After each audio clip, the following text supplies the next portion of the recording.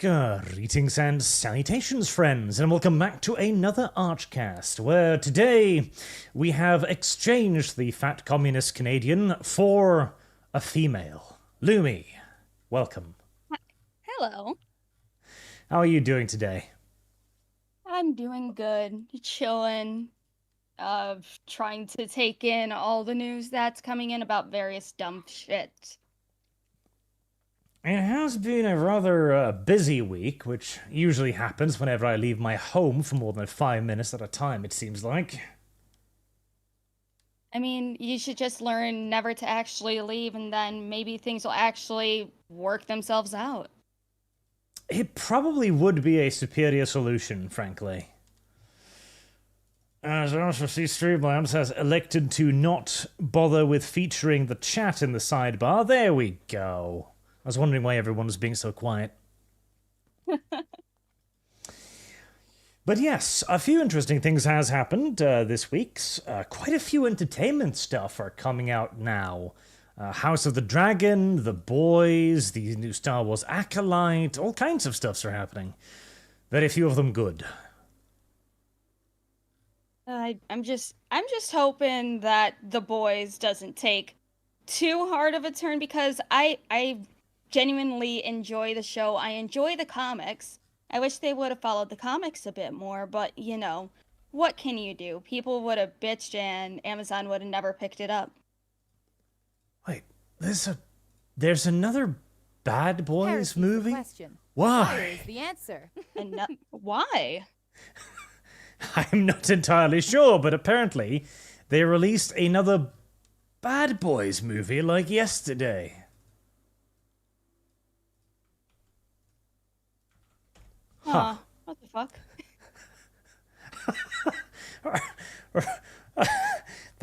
I love that initial poster there. I see they've covered up some of Will Smith's graying spots. I thought he was persona non grata now after assaulting that other guy on stage a while ago. Huh. I mean, the critics hate it, which immediately makes me kind of optimistic for it, so maybe I'll have to try and find out if it runs in theaters near here. I know I have it in theaters around me. I might say fuck it and maybe take a look at it. I enjoyed the Bad Boys movies, but why? What prompted this? I'm not entirely sure. I mean, hey, a dumb action comedy movie.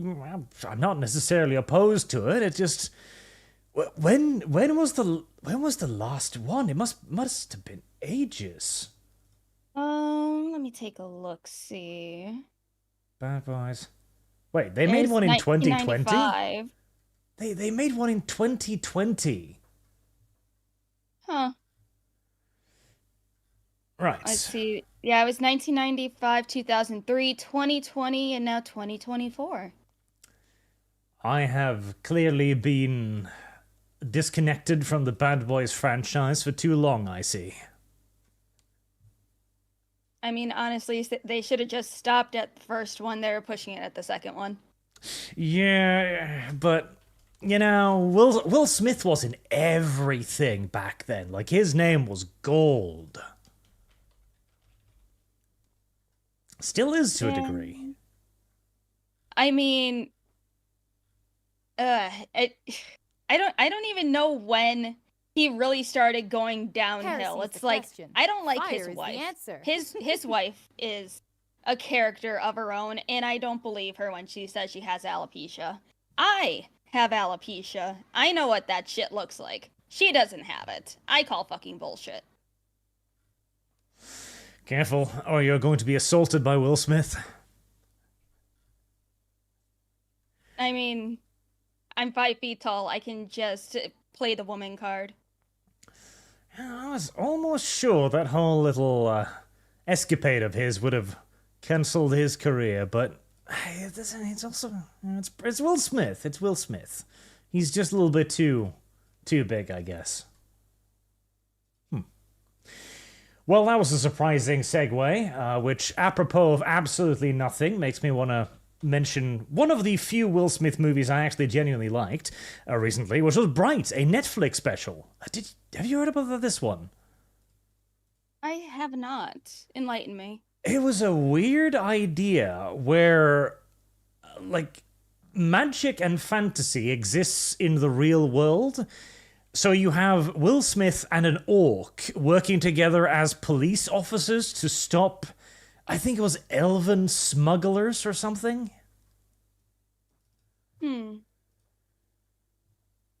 It was a weird premise, but an oddly endearing movie when I watched it. I will have to take a look at that because it sounds interesting. It was. It was a completely off-the-wall idea, and it got, like, no marketing whatsoever, and nobody liked it, and nobody watched it, and nobody's ever heard of it. I will add it to my shit-to-watch list. But, slight segue aside, I would have liked to start the stream before I got distracted by IMDb telling me that The Boys was back by congratulating all Mexicans on their new prime minister, of course. As a half Mexican, I hate it. I have family down there, and I should probably ask how they're feeling about that, because I think she might just be a puppet for the cartel. Granted, the cartel already controls the country itself. The answer. But part of me also kind of wants to think probably not, especially since the Mexico flag is not in that picture. See, that's the best part. I love that, because you have now been elected to the highest office, I presume, in the nation, and you present yourself to your electorate with the pride flag on the one side and the trans flag on the other. And you didn't even decide to, like, paint the Mexican one on the background, maybe, or something. Just not at all. Yeah, and seeing what Hex put in chat, yeah, 37 people got assassinated, and she ended up in the spot. Guarantees citizenship. Oh man, even Mexico is getting hit with DEI, and I hate it. Oh my god, the country's not going to go very well, especially with the border policies that Biden wants to try to put down now. He's trying to clean up before the elections. Well, he's got to, doesn't he? Because the border thing is a massive weakness for Biden. Because there are so many videos now of people just streaming across in enormous, unhindered waves. Like, it don't look good. It just don't look good. Yeah, it's like he's either putting down a order now, or it's going through the pipeline where he says he wants to officially limit people who are crossing the border at what, 2,500 a week, I believe? I think it's worse than that. I think it was 2,000 something a day. I thought it was a week. Huh, I'll have to double check on that. But that's not going to help with the illegal border crossings. That's just with the sanctuary claims. They just need to shut down the entire border, because even my family who came over from here just wants the entire border shut down. Let's see.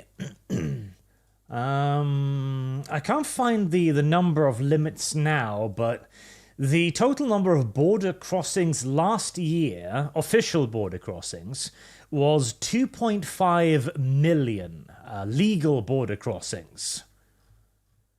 So probably take that number and slap on a solid million or two, and you're probably looking at the actual total.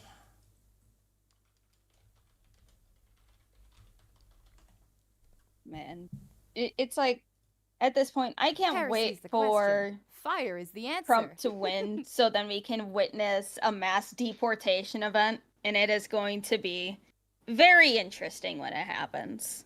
A mass deportation event. You think he'll go that far? He legally can. He can, because they're not citizens. All he has to do is build up the ICE force again. Fucking calling it a fucking ICE force, what the hell? and just start going door to door and start throwing people into trucks. Illegally, he can, because there'll be an executive order. He does not have to go through Congress or anything. Heresy's the question. Fire is the answer. Wow, I imagine that'll be a rather contentious decision. A lot of people want it to happen. The only reason why we're seeing so many people say they don't want this to happen is because the mainstream media will only focus on elevating the voices of, oh, but this is wrong. These people just want to come here for their families and work. No! I've been seeing more people from other countries other than Mexico come through this border. Do you know how many Chinese people I see come through that border? No. Yeah, there was a sudden spike in Chinese immigration as well, right around the time where China started picking up actions around Taiwan, which is not suspicious in the slightest.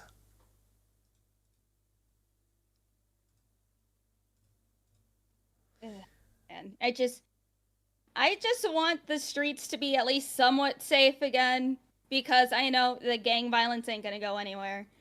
But I don't want to deal with, like, oh, this illegal immigrant just murdered this person today. Yeah, we're not going to deport them, but they were in jail for a couple hours, but I'm sure they learned their lesson. It's like, please. No. Oh, wow. There's always the El Salvador's solution to the gang violence problem? Yeah. It's like at least the gangs in my area are somewhat tolerable, mostly because a couple family members are in there, but it is what it is. The gangs in my area.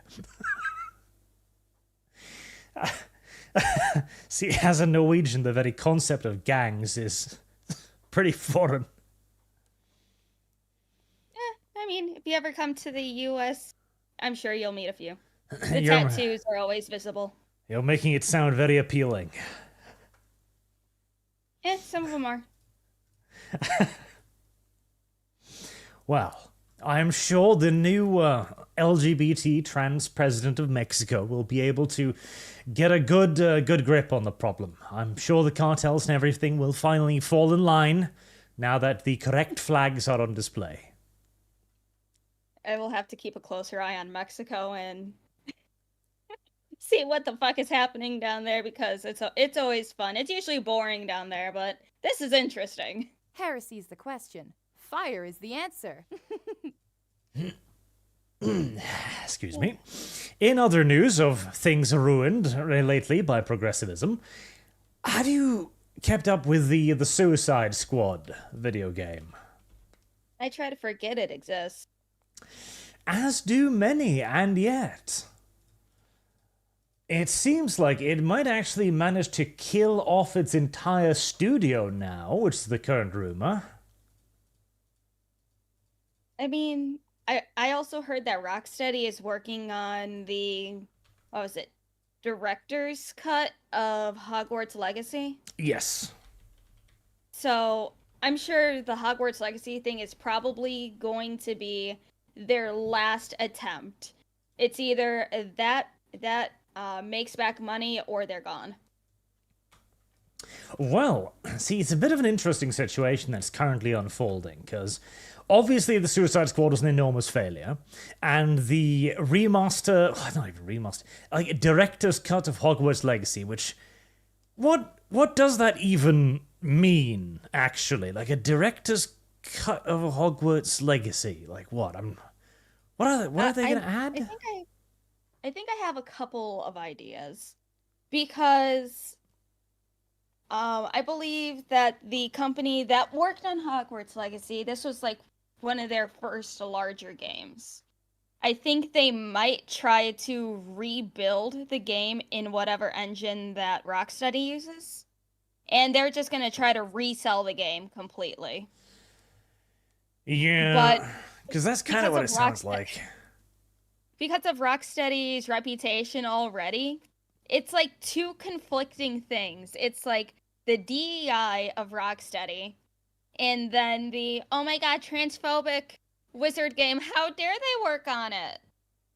Yeah, no, it's gonna be something, that's for sure. I don't even know, because they can't add Quidditch, because that's being made into its own, like, game, so there's no way they get the license for that. Has there been any DLC mentioned for Hogwarts Legacy? Fire is the answer. I do not believe so. I have not seen any DLC talks. In light of your unique situation. I just checked their Steam page. No. So what would this even do? Like add in a photo mode or something, some extra skins, maybe some side quests?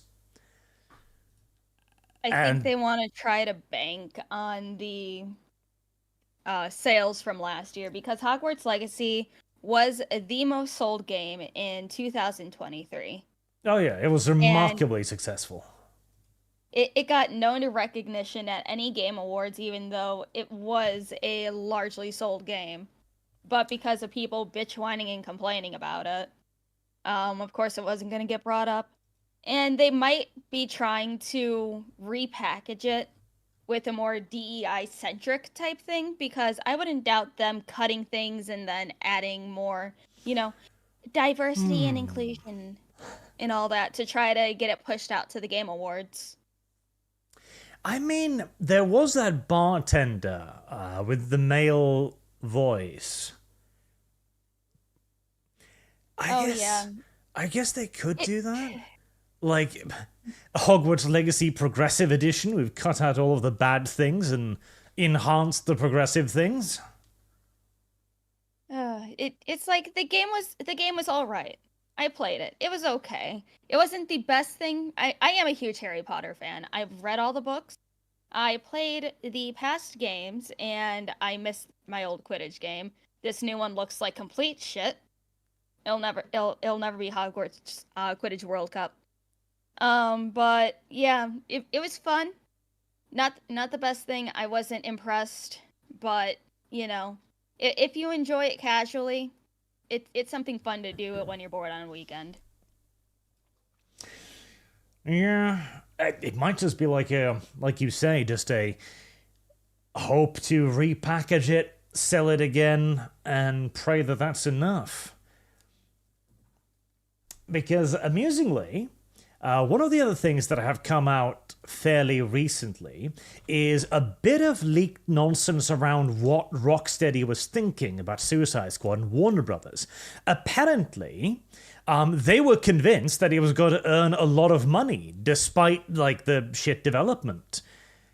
They apparently believed, somehow, that the game itself was quality, I guess.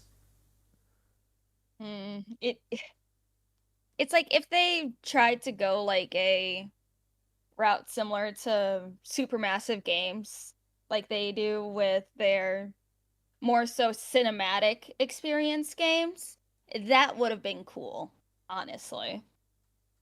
But the way that they went with the whole live service, basically a looter shooter, I can't get behind. It's dumb. It's like, I see almost no way in which the Suicide Squad could work today. Because the Suicide Squad, in and of itself, is one of those edgier take on comics, where you have a bunch of villains that need to be the heroes, quote-unquote, in this dark setting where all the superheroes are evil. And we're kind of entered into this dark period of comics, like 10 years ago, where people got enough of the bright and happy, fluffy heroes, and we've never stopped. And at this point, I think people are getting really sick of the dark heroes. Like, people are getting sick of evil Superman and just actually want to see Superman again. Mm-hmm. Because apparently, Warner Brothers themselves said that they expected the Suicide Squad to become a $1 billion franchise. I don't know how they're going to manage to pull that off. It's like, okay, I could see this working out fairly well if they were actually taking care of DC Universe Online. I used to play that in 2014, 2015. I loved DCUO for a while. It would have been cool to have like a huge event similar to other MMOs where your custom superhero would fight against like, evil Superman and shit. Get more that is a way to do the whole live service thing and have it work out well. If you put it together correctly and you advertise it right. Because I thought DC Universe Online like shut down years ago, but apparently it's still going. Let's see. Yeah, I mean, I managed to find a registration page. It's apparently on Steam and everything. Yes.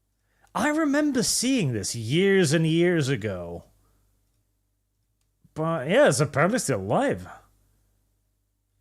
2011. Jesus, it is old. Yeah, they could have done like a huge raid event or something to go against like, the evil Justice League and have it be either packaged as an episodic thing or like, I don't know. It would have been cool like that. I personally enjoyed the game when I played it. Well, the thing is, the only way you can do a live service game well, I think, is probably to MMO it. And then, because then you can keep up with everything. You can add in expansions, you can add in story events, you can add in dungeons, and try to keep up with the evolution of the wider DC universe.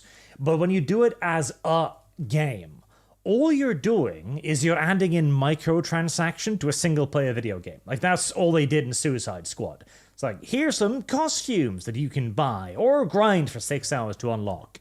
And then a steady drip feed of DLC. Like, live service has just become like a mean word for tiny packs of DLC now. And it's like, just looking at the Steam page, they're obviously using like more modern day stuff. It looks like they did some things with the Batman That Laughs. Well, the Batman Who Laughs, which is really cool. Yep, the metal albums. I wish they would advertise this more because it would still get a decent amount of players over there, especially the DC fanboys. I'm surprised, like, total reviews, 20,000. So at least on Steam, nobody knows about this game. A game that's been out for 10 plus years, 20,000 reviews. Oof. I know it wasn't on Steam the entire time because they had their own launcher for a while.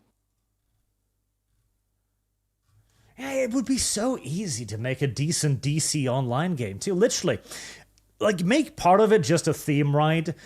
Create the fanboy fantasy of high-fiving Superman as you go on adventures and shit.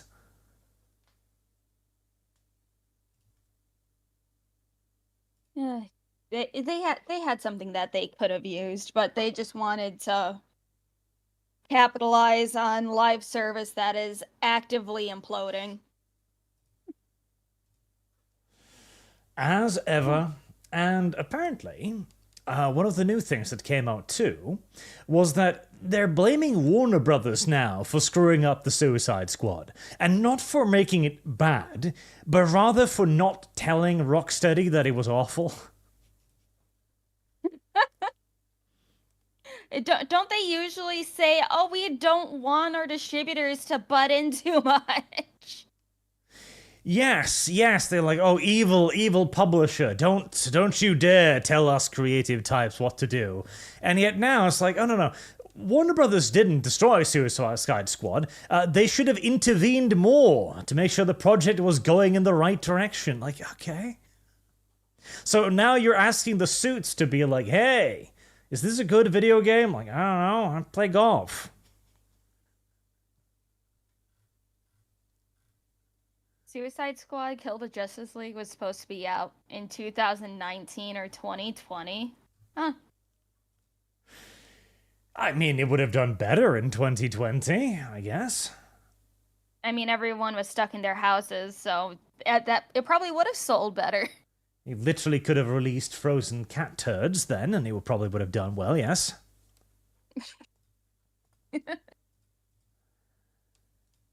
God. See, people blame the suits too much. It's like, oh, the suits did this. You'd be surprised. Like, they don't really care that much. Most of them have learned the lesson already, that they don't really know what's going on, so they just disengage and go like, okay, you're the video game making people. Like, is this good? And they say like, yes. Like, okay. Right. Will it earn the money back? Yeah. All right. Go ahead. That tends to be the suit reaction these days. They need to get QA testers that, aren't so far up their ass they'll say, yes, this is good to literally anything. Well, that's the problem, isn't it? Because there was a commonality in the business a while ago. This happened to Paradox Entertainment a few years ago, where they didn't like the feedback they were receiving from their QA testers about their game Victoria, I think it was. And so they simply just fired the QA testers because they're like, well, you clearly don't understand what you're doing. Then they released the game and it flopped.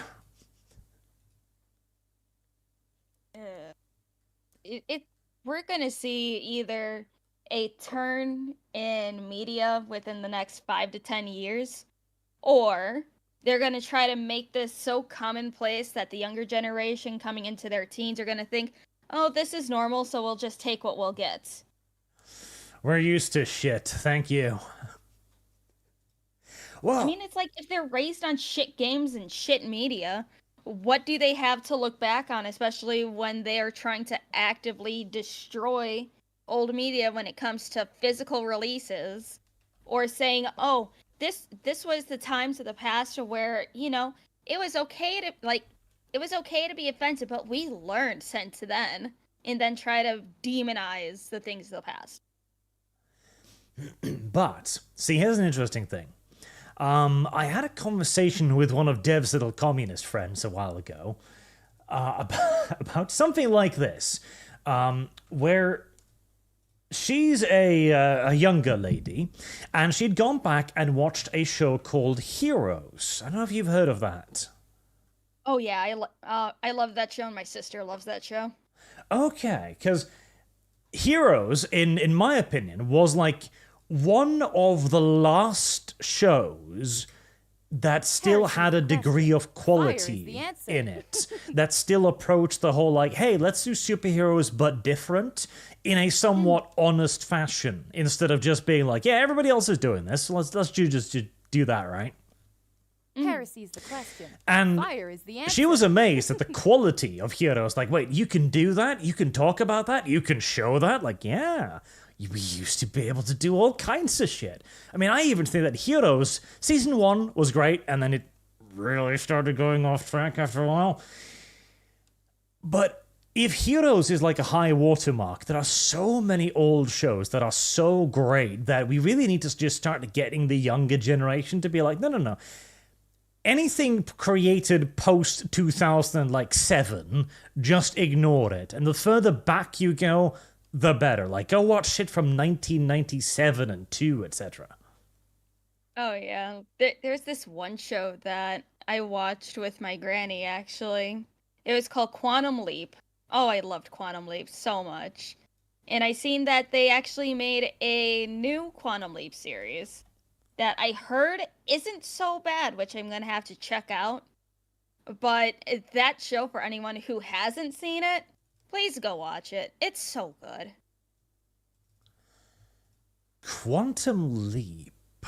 That one I have not seen. That looks nice and old, yeah. I think you would enjoy it a lot. Because there is so much honestly great stuff from all the way back in the day. And you can go really far back and still see good stuff. Now, a lot of it is is going to come across as really weird for the modern audience. And like Magnum PI, did you hear about that? I have not. Very old show. Very, very old show. And one of the interesting things about it was a diverse show. Naturally diverse. Before we knew what diversity was, it just cast people that looked good in the roles, and that was about it.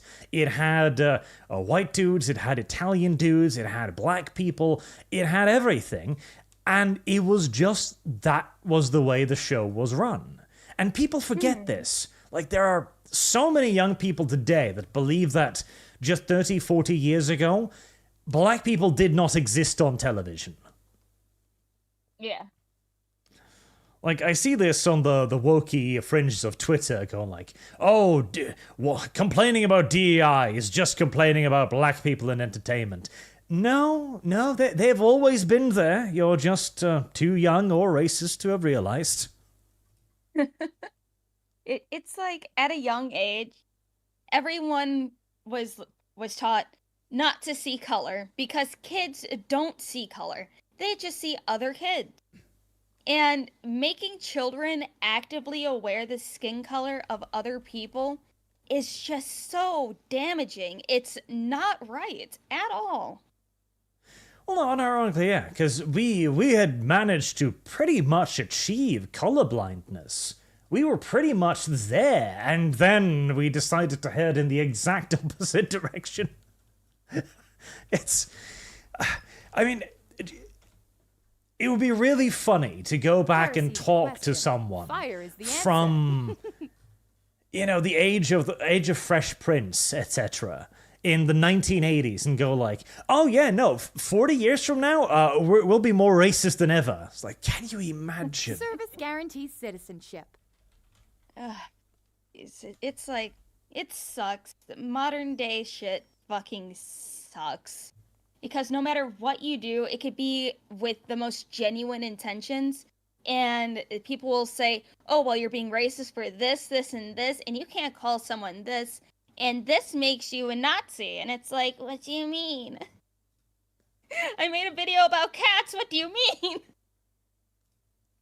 Heresy's the question. See, fire is the answer. The Fresh Prince in Bel-Air would be the perfect example of this, because you could basically tell somebody from the 80s, like, okay, they remade Fresh Prince in Bel-Air 40 years later, and like, okay, how did that work out? Well, Will Smith shoots a gangster in a parking lot. All right, that's a deviation. How did he get out of that? Well, you remember the butler? Yeah, well, he killed the gangster. What? Oh yeah, and Uncle Phil, like, he's a dirty businessman now who's trying to become a crooked politician. Everything good has been destroyed. Literally, unironically, actually everything good has been destroyed.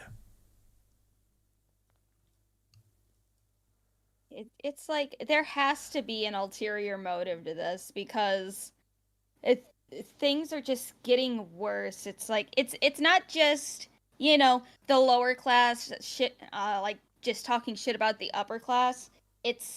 They're trying to get everyone to fight amongst themselves who are not in the top 1%. It's like, I'm not one for conspiracy theories because I just like listening to them. I don't like making them. But there has to be a reason, because you don't see this type of shit getting flung around between rich people. It's always the ones with no money. Except for the college kids, because they're just stupid. They haven't seen the real world. No, that's unironically true. But it is a part of the agenda. The making everything worse is not a coincidence. Like, because everything has gotten fucking worse. I mean, there is not a thing that has been spared from all of this. We don't have positive entertainment anymore. Like Fresh Prince in Bel-Air, even when it on occasion took up issues of like racism or sexism, etc., it always approached it in a positive light, as if these were problems that were being solved and would probably be fixed within a very short time. Whereas now, all of these problems are insurmountable. They are bigger than ever. They are something we cannot possibly hope to fix. It's just like, with how much I've been seeing rich people on the left and poor people on the left say that socialism is a good thing, the poor people don't understand that the rich people are going to stay in power and they are going to be sent to the mines. They are not going to have anything. They're not going to have property. They're not going to have they're not going to have a lot of money. They are going to be stuck where they are. There is no improvement. You cannot move up that ladder. Where you are is where you're stuck for the rest of your life. They don't understand that. They just understand a romanticized version of socialism. And it's depressing. It's sad to see. And most of the time, nobody understands what that socialism is going to be. Like, we have, amusingly enough, hit the point of Gramscian reversal of the current world, and we have gone beyond it to where we are deconstructing absolutely everything, where everything is being undermined or turned into what it is not. We are eradicating virtue, and we are making people cheer it as it happens. Heresy's the question. Fire is the answer. There's got to be something seriously wrong with IQs today, I think. I think I have an answer to that. It's specifically in the United States. No Child Left Behind. They need to get rid of that. We should leave more children behind.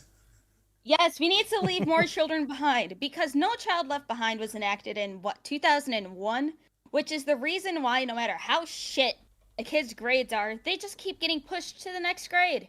Because of that stupid fucking program. I understand why it was a thing, but it's gotten too far. They are hiring doctors with a 3.0 grade point average. And saying, okay, yeah, sure, you could be a doctor, you could be a surgeon, that's fine. Oh yeah, DEI too, throw that on top of it. No, more children need to be left behind. That was a thing recently, wasn't it?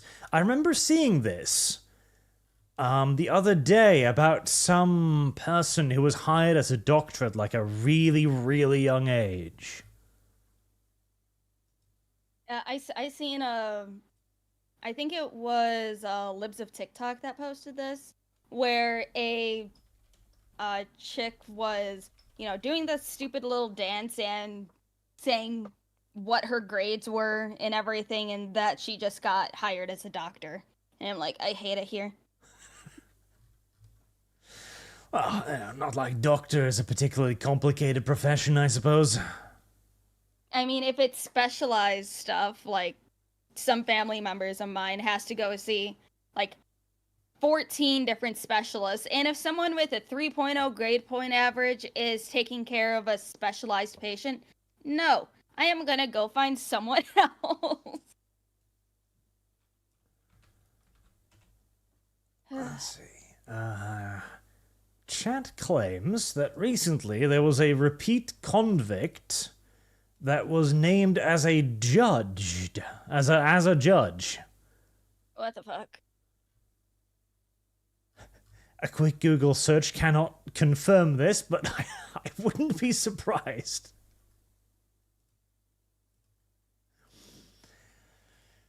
Well, it's the lowering of standards, isn't it? Which has become a huge problem. And a lot of this has also been, again, the diversity push. I don't know how the education system works in the US, but in Norway, we had a system where you got assigned points depending upon certain things. Like, if you were a woman, you got points. If you had completed military service, you got points. If you were disabled, you got points. And these points were added to your grade point average, so that you can actually get into a study, even if you had, insufficient grades to get into that study, by simply having enough of these points. just they need to stop giving people points just because they fit an X, Y, or Z bracket. It should be by how smart you are or how competent you are. Not, oh, your skin color is this, add 100 points. Oh, you're Asian, take away 600 points. It's like, let the Asians have a little leeway. They already have it hard enough. But for everyone else, it needs to be based on merit, smarts, and how competent you are going to be in that job. Because clearly, as we are hearing about more lawsuits in various companies and also pilots, yeah, no, they need to take another look at that shit. What are there, let me check. I thought there was a couple more Boeing whistleblowers that came out recently. I think there's a total of 4 dead now. Boeing whistleblowers. All by self-escape, quote unquote. Yeah, 2 more came forward recently, so... Well... that's gotta require balls, like, okay. The first guy who came forward, had an accidental death. Like 2 more people go like, hold on, now this is serious. Jesus fucking Christ.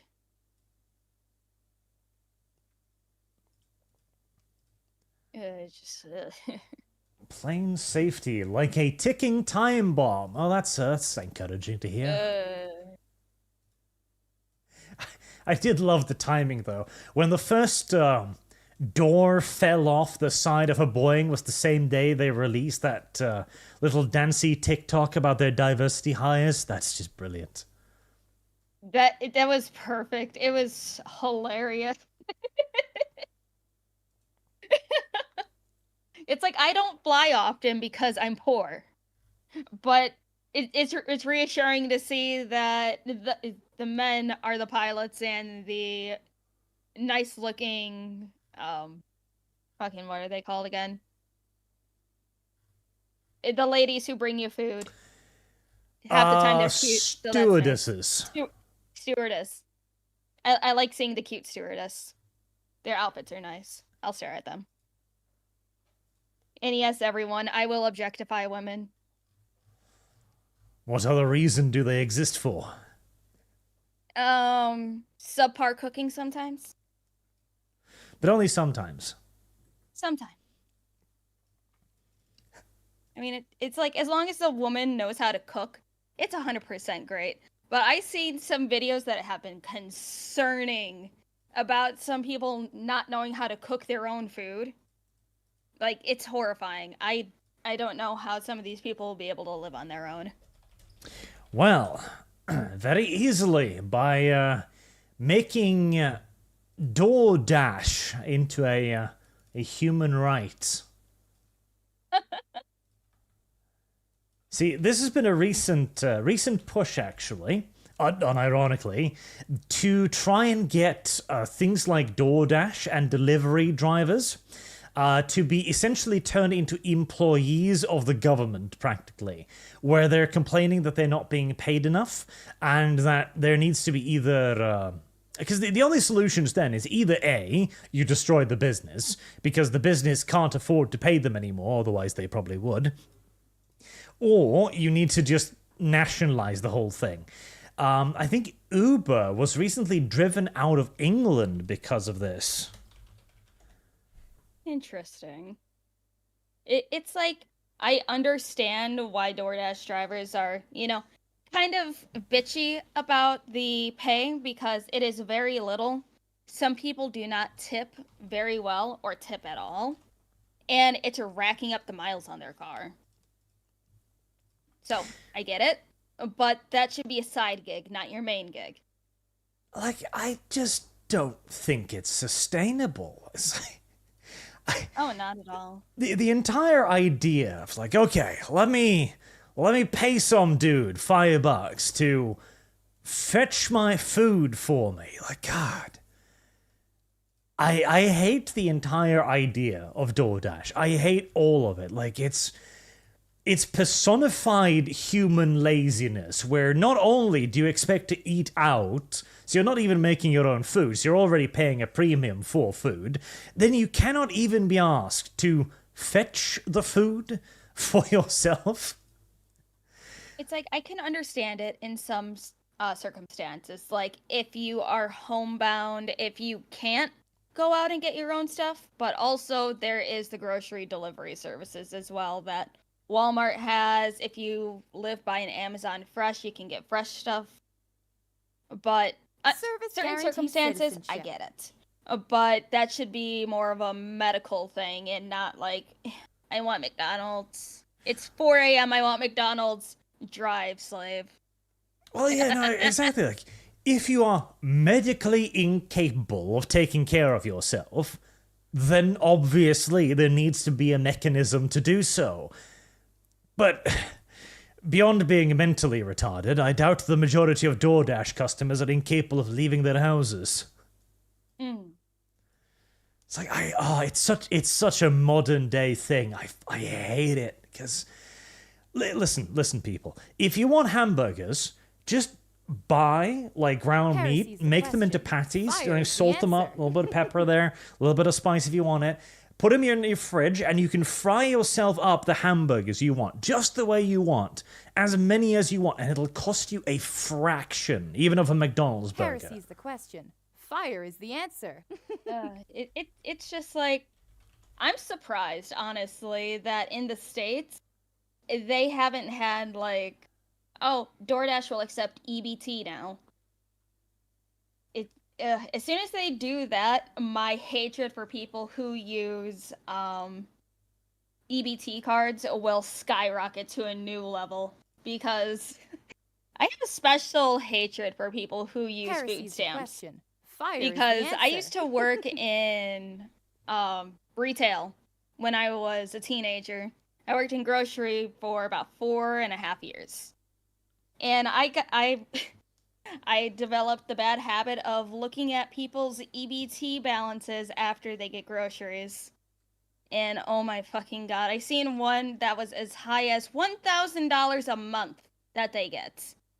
Because this woman pumped out fucking 4 kids and would only buy junk food, frozen food, more junk food. And then the next order would buy about $250 worth of alcohol and cigarettes and pay with a massive wad of cash. And I'm just like, I hate you. I hate you so much. See? It's so bad. That's the problem with government subsidies. Well, there was a couple that would get about $500 worth of food stamps. They would buy nothing but soda, like 2 liters of soda and bags of chips, and run their entire EBT card just to zero. And I knew exactly what they did, because they would buy all this from the grocery stores, sell it for cash to the corner stores.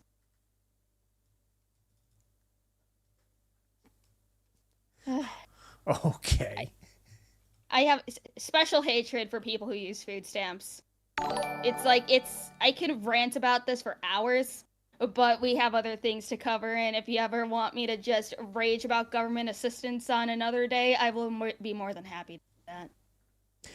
Well, like, we're even beginning to move in that direction over in Europe, because now the United Nations have gotten involved on fucking DoorDash, which is the United Nations. Like, we started this organization because we're like, okay, we've had 2 world wars, we gotta find a way to deal with the fucking Germans. And now they're like, Amazon, you're not paying your delivery drivers enough. Oh, help me.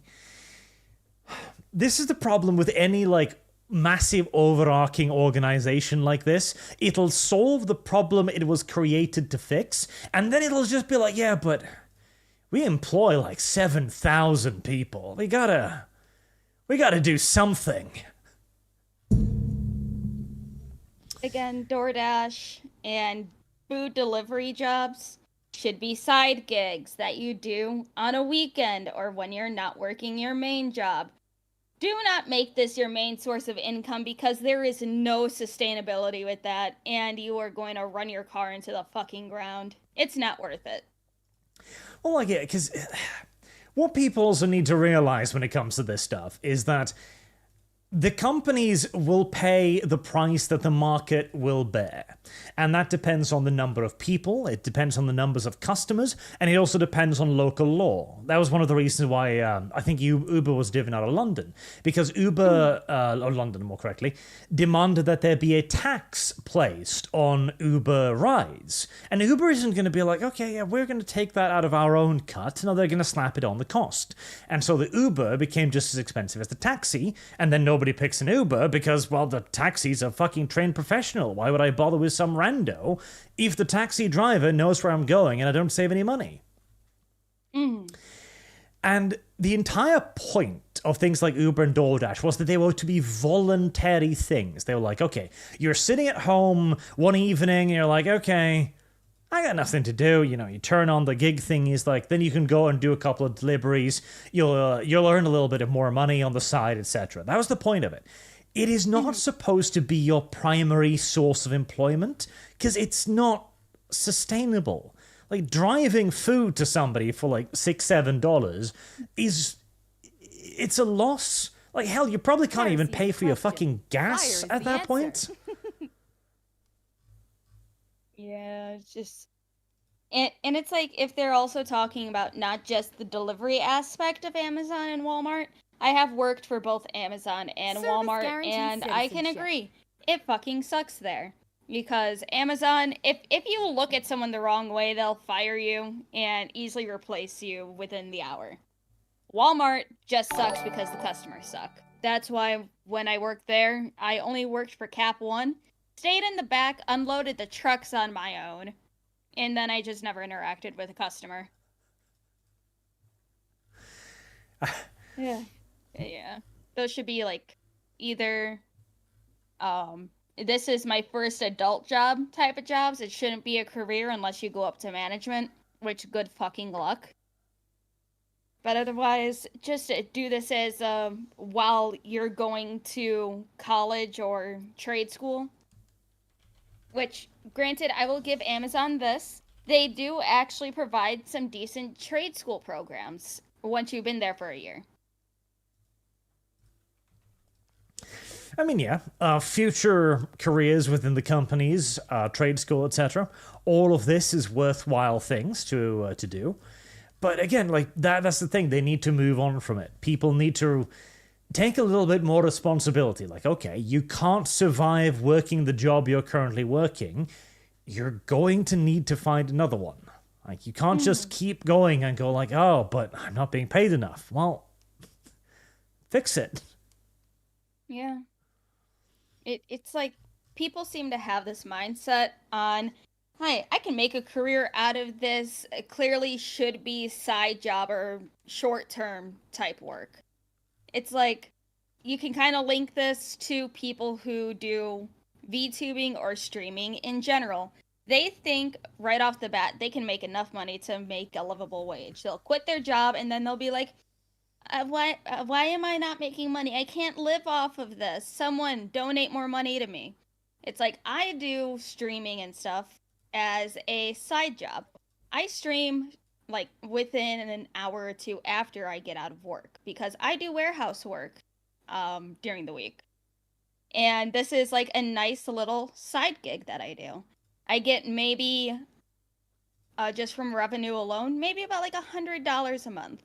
Which isn't too bad. It's nice because food and bills. But I would never quit my job. Even if I was to make a decent amount of money doing streaming, I'd want to go down to a part-time job. I would not want to do this full-time because it's so... Service guaranteed. It fluctuates a lot. You just need to cultivate a large enough audience of silly little people, like I've done. Look at them. Oh, you have Rosa as a mod? There's my wife. Hi, Rosa. How Rosa. are you doing, baby?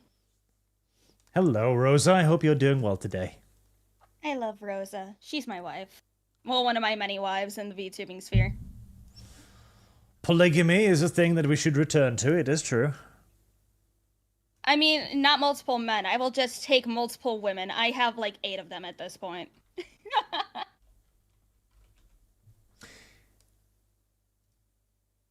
That's not much of a segue, but it'll have to do, as I wanted to move on to the next topic as well.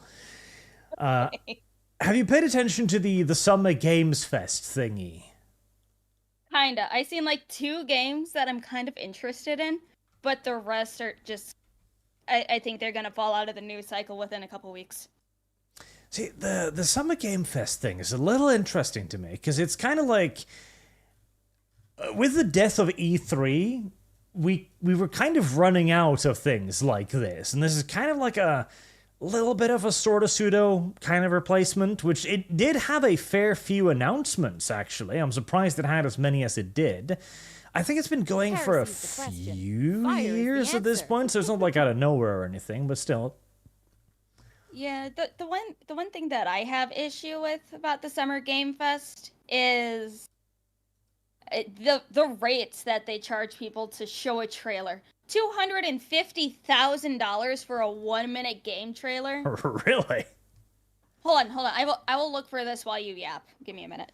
I mean, if somebody's dumb enough to pay that price for what they... See, back in the day, the entire point of this was to have an audience that you could show your stuff to, because, you know, if somebody's going to E3, obviously they're going to be interested in games, right? And yet here, you don't need that. You really don't. You can just put it on the internet. If people want to learn news about your game, they'll find it normally. Like, you don't really need to push it anymore. Running a trailer during a Summer Game Fest main show this year cost $250,000 for 1 minute, $350,000 for 1.5 minutes, and $450,000 for 2 minutes, and $550,000 for 2.5 minutes.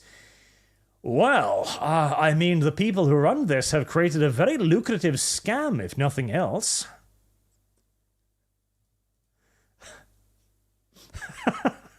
Those are extortionate prices. Jesus Christ. It's so bad. Ugh. Heresy's the question. Fire is the answer. I mean, fuck, I'd almost be asking to be paid to run stuff, but okay. Wow. Okay, well, there were a couple of games I was kind of interested in to a degree. I like the idea of the Dune one, the Dune survival MMO thingy. I like the idea of that. It's a little bit weird because one of the first thing they announced was that Paul Atreides didn't exist in this world, which is weird. It is interesting. It's like, I haven't watched the new Dune movies. I just watched the original. Are the new ones any good? They're all right. They're somewhat ruined by the love interest. Chani is probably the single worst love interest in fiction. She is unfathomably bad. So Paul Atreides doesn't exist. Okay. The argument I would make for this is that it would allow you to do something completely different, I guess. But, I mean, you could do that just by setting it earlier during the, trade wars on Arrakis too. It's... In the current year, it immediately makes my warning bells ring. It's like, okay, hold on. You removed the white blue-eyed man from the setting. What did you mean by this?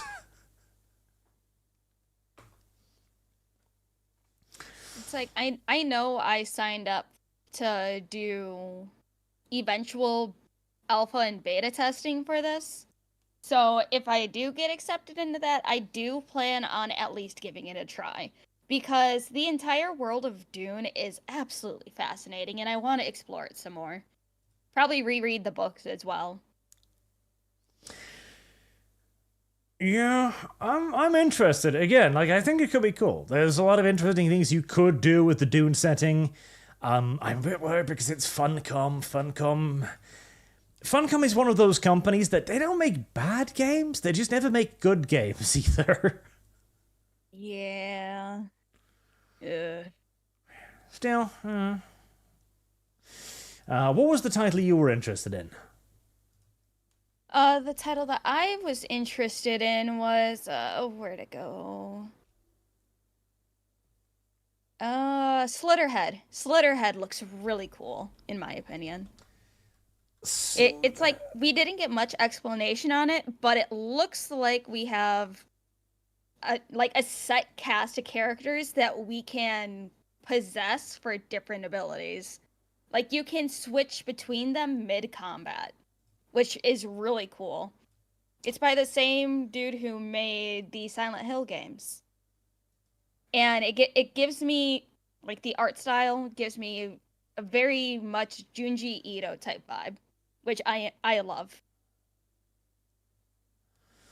Alright. A horror game, I'm presuming. Just reading up on it It's like now. an action horror. Set in what appears to be Hong Kong or guarantees something. Citizenship. Oh yeah, and the multi-character system. Interesting, and you can control anyone. Huh. It's like, we haven't really seen a game like this before, as far as I can remember. Possession mechanics. The only one I could think of off the top of my head is the very old game Messiah. Have you heard about it? I've heard of Messiah. I never really looked too much into it myself. It's a game. That's about all I can really say about Messiah. It was made during an era where people tried to be very innovative of gameplay mechanics, and it certainly was very innovative. But sometimes the urge to innovate at any cost is not actually a good thing. Guarantees citizenship. Oh, people are saying Mario Odyssey. I didn't play Mario Odyssey. Don't really care for Mario games. I'll watch people play them, and I'll listen to my friends yap about it. But I am personally not interested. What about Parasite Eve 3? I don't know much about shit. The other game that I am very excited for, actually, is The Thing Remastered. Fire is the answer. Because it was a game that came out in 2002, originally. And I never got the pleasure to play it. But I heard a lot about it, and I thought there was a game for The Thing for either the N64 or the, or one of the older consoles. But anything to do with the John Carpenter's The Thing, I am sold on instantly. I remember the original. It was very janky. I remember that much. That does look like a straight remaster too. I will happily give The Thing Remastered a shot. I am excited. And that is a cult classic, which I'm surprised, because I remember playing it a bit and becoming very, very upset with the video game very quickly. It's like, we don't have much media for The Thing. I refuse to acknowledge the 2013 prequel because that just looked like shit. But the comics are so good. If you haven't read the comics for The Thing, I highly recommend it. It starts off right after the movie, after fucking, what's his name? McCready leaves Childs, and it's so cool. It expands on it a bit. Okay, I had no idea there even were comics, so I'll have to look into that. Yes. Very interesting. Okay. There's also the elephant in the room. Harry Potter Quidditch Champions. If it's nothing like Quidditch World Cup, I don't care. The Quidditch World Cup was a game that I played for hours on end as a kid on my Xbox. It was cool playing as different professional Quidditch teams and everything. It was so cool. You got to learn more about the Quidditch teams in different countries. I wish they would port it over to new consoles. This just looks like shit. I can this guarantee looks like someone made it from clay. This is going to be a live service game. I will sob. It will absolutely be, because it looks like you've got the general paraphernalia, but you've got different costumes, you've got different like visual effects and stuff flying around. I guarantee you're gonna need to be buying like outfits and hairstyles and like magic brooms and... yeah, there we go. At the end of the trailer, the Moon Trimmer Broom skin, Sebastian Swallow hero skin, Sebastian Swallow's wand, ancient magic emblem. Oh yeah, this is going to be a live service DLC mass production factory. It's probably going to have like PvP Quidditch. Oh, guaranteedly. I'm calling it right now. Bring back Quidditch World Cup.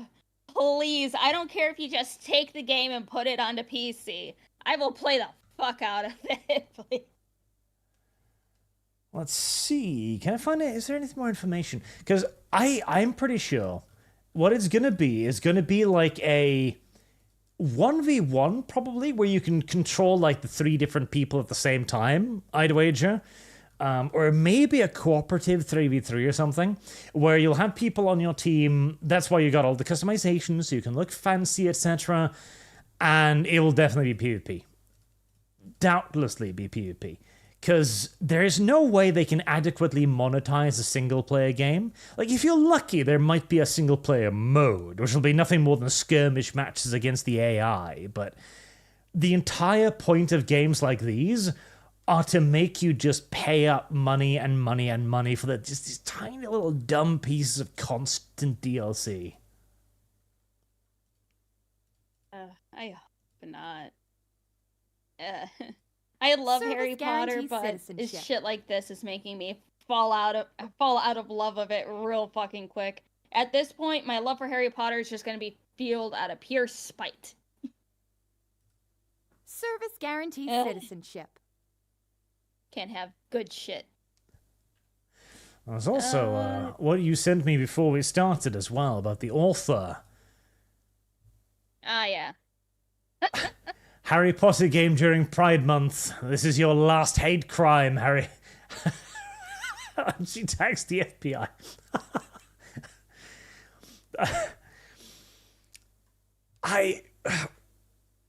What? Hold on, I kind of want... I want to go to that post and look at the quote retweets because it has to be more interesting than this. And also, take a note, PlayStation did not turn their logo rainbow. Oh yeah, no, very, very few companies did. Very few companies did, actually. I think we're seeing the end of rainbow capitalism.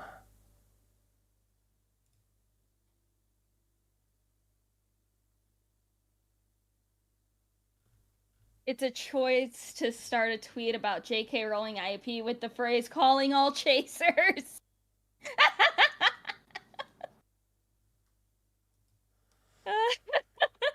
As oh my much as I would love to see the FBI traipse up on J.K. Rowling's door in, like, Scotland or something, I don't think it's gonna happen over this. This is delusional.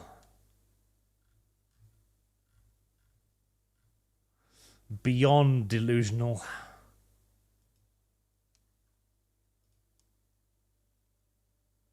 Yeah. Let's see. Oh, did you see that they announced they're bringing Valorant to consoles?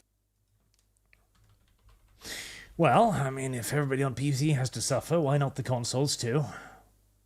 Yeah, but I can't wait for people to say, man, after doing some shit talk, now my entire PlayStation account is locked and banned. Oh, man. Oh, don't worry, that's going to happen on PC too, soon enough. See, this is why I don't play Valorant. Hell, I don't even play COD anymore. One, because the game's shit. And two, did you see that they added trans flag bullets? Yes, which I thought was a very clever social commentary. What makes it worse is that the manifesto of that one shooter was fully released too. The full manifesto was released. And dear Lord, it tears apart the argument that the media had. Listen, all of these hero shooters are equally shit in my opinion, be it COD or Overwatch or anything else. They should all be treated with disgust. I want fun games again. It's like, well, I was playing COD for a little bit because I got into that game late. I used to play, like, the only other shooter that I played was Halo 2 and Halo 3, and then I just never touched them. I played the new Modern Warfare 2 for a bit, and a tiny bit of the new Modern Warfare 3. I had some fun shit-talking games. The most fun games I had were off-stream, and so I was able to just go full-on out, so no one could ban my shit. And it was like some of the most fun interactions I have had. I'm not shy on voice comms, and I have never been told the various things that other women try to say happen to them on a frequent basis. Half the time, the dudes are siding with me when I'm shit-talking another man. I don't know. People just don't know how to have fun anymore. No, it's unironically true. The, people just need to grow thicker skin on this. Unironically, that's the solution. It isn't further moderation, it's just being able to keep up with it. People are gonna say mean shit on the internet. This is just how it works. Now, there was at least one fun-looking game. Here, I'll put it in the link chat again. Power Rangers remaster, reboot, / rework thingity-bob. Oh, I seen that. See, I like these people. The, I think these weren't the same people that made the Turtles thing, was it? Same style, at least, but they just seem like they're gonna be like, okay, we are just gonna make this, it's gonna be full-on old-school stuff, punching and kicking and stupid animations, and that's all. Like, great, it's a video game in 2024. Who the fuck would have thunk that would even be possible anymore? Mm-hmm. Let's see, what else is there? Oh yeah, everyone's favorite game franchise is getting a Lego version. Are you ready for Horizon Legos? Oh god, I hate the whole Legofication thingy. It's like, please, put down Horizon. I just want Bloodborne. I am part of the Bloodborne coping crowd. I fund it. I help fund that Bloodborne tabletop, and I will keep praying and hoping and huffing copium for a Bloodborne remaster, or at least a 60 FPS patch. Please, I'm begging. Lego Horizon Adventures. It has quirky comedy or something. I hate the whole Lego thing. I hate it. I really do. On the one hand, it kind of reminds me of a better age when companies just used to do dumb stuff with each other's things all the time. Because that was just normal, that there were various like crossover things and people would put references to other people's things in their thing. And it's like, hey, I like this thing. Let me show you a little thing of this thing. Innocent. But this isn't. This is a billion-dollar corporation that goes to other million-dollar corporations and say, hey, your thing is kind of popular. Could we use it to sell our stuff? And they're like, yeah, sure. It's the Funko-Popification of stuff. I hate it. I hate it. I hate it. Mm-hmm. It's like, I get it because it's exposing younger audiences to these other, not genres of game, but game properties.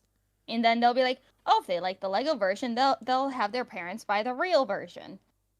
I think it's their own clever marketing, to be honest. Oh yeah, it's definitely marketing. And you can guarantee as well there's going to be tons of Lego kits costing $70, $80 for this shit too. Mm-hmm. Timmy wants a mecha dinosaur. It costs... Actually, let's see. Are you ready to see the like $200 plus Lego sets that are going to be coming out after this? Let's see. $109 for the walking giraffe platform thing. Jeez. I remember when... I am old enough to remember when Legos were just a bunch of bricks in a bag. And that was all. Like, there was none of this fancy shit. Just bricks in a bag. That was it.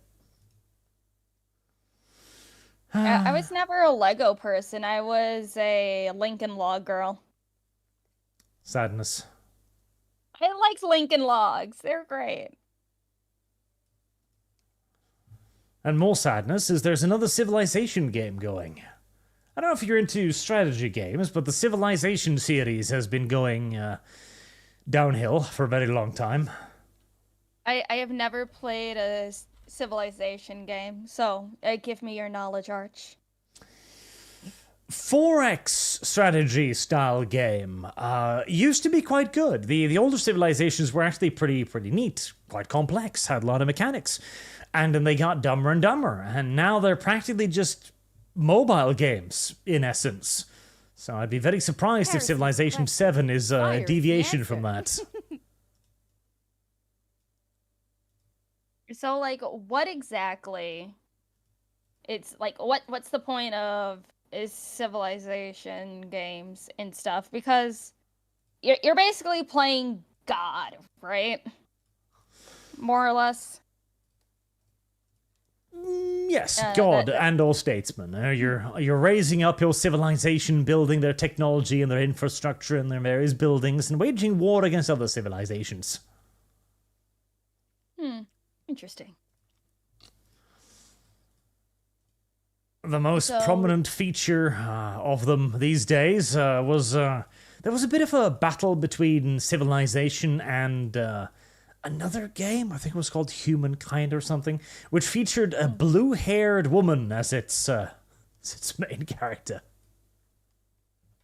It's always the blue hair and pronouns. Weirdly enough, yes. As long as it doesn't evolve to purple hair and I don't have to actually change my VTuber's hair color, I'll be fine. I mean, on the one hand, like, I don't necessarily object to the idea of a Civilization 7. It's just, in the current year, I am almost expecting there to be like a tech tree. It's like, how do you win a cultural victory? Well, you research the racial pride flag and everyone becomes happy. Aha. Oh. Huh. Back in the day, we went to space to win that, yes, but now you see, this is how we do it.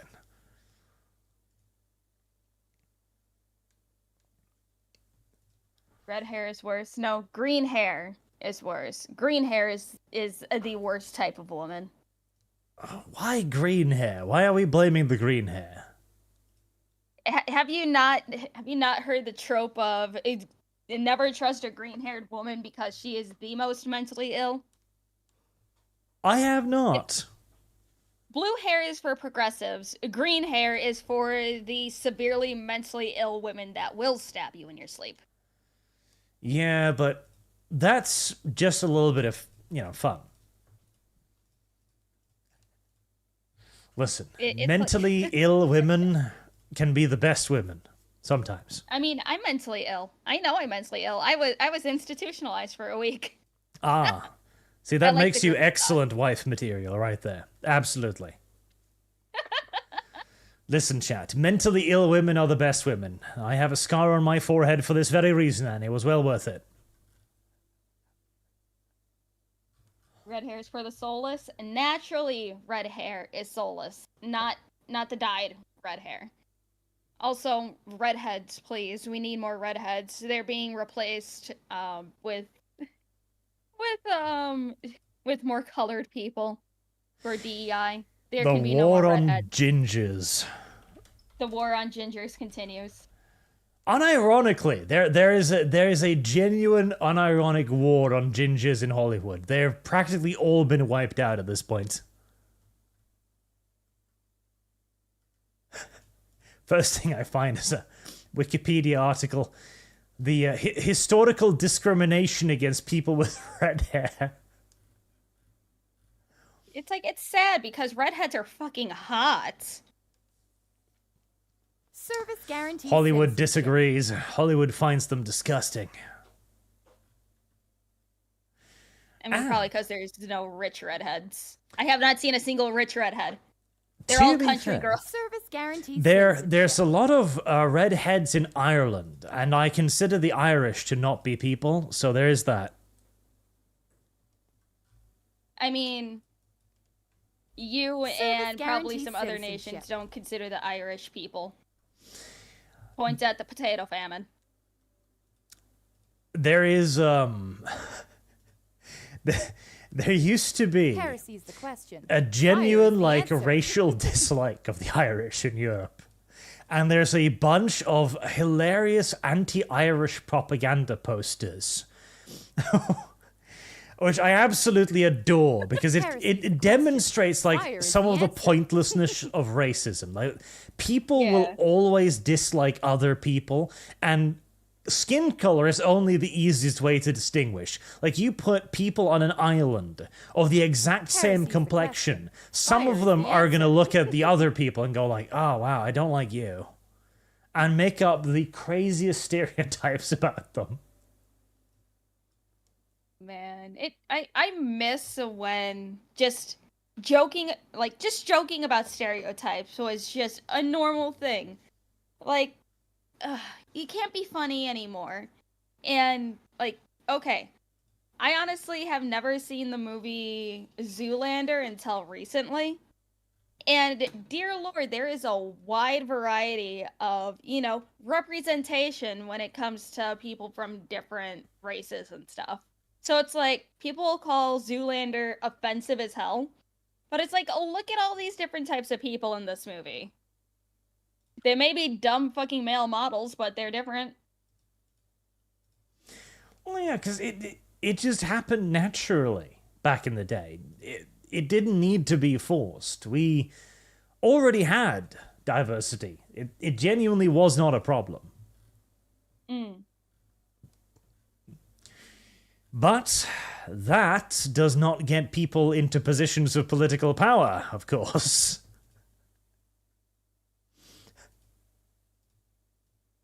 Ah, that's right.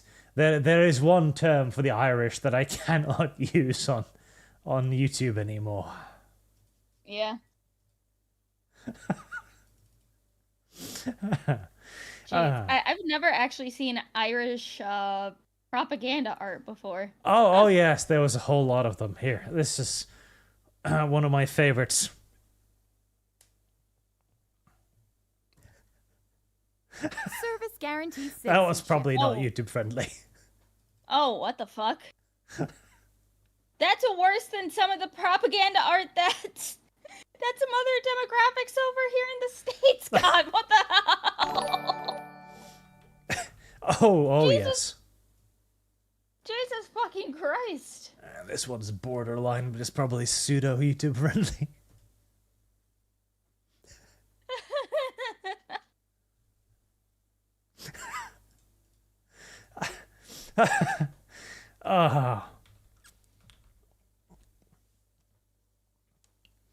There are some great anti-Irish posters. Some absolutely great ones. Heresy's the question. Fire is the answer. And this is why the Irish are not good people, chat. You must understand. It has been proven. Service guarantees citizenship. Jeez, the English are fucking God. What the? This one too, slightly borderline, but probably will work on YouTube. Oh my God, that is terrible. That is fucking horrible. Ugh. And this is why. See, this is why America could never work. Too many different nations. If Britain couldn't work without resorting to this, what hope did America ever have? Jesus fucking Christ, this art. Yeah, it's like, but the thing is, America isn't that bad now. Even back, 20, 30 years. Oh yeah, 30 years ago was the 90s. What the fuck? Why are the 90s like almost in the 30 years ago? This ain't right. Well, anyways. Yeah, no, it wasn't that bad. It was... This is worse than most, anti-African art. Jesus, what? Well deserved, I have no doubt. But on the topic of diversity then, I guess we should talk a bit about The Acolyte. A very diverse television show, and thus it must be very good.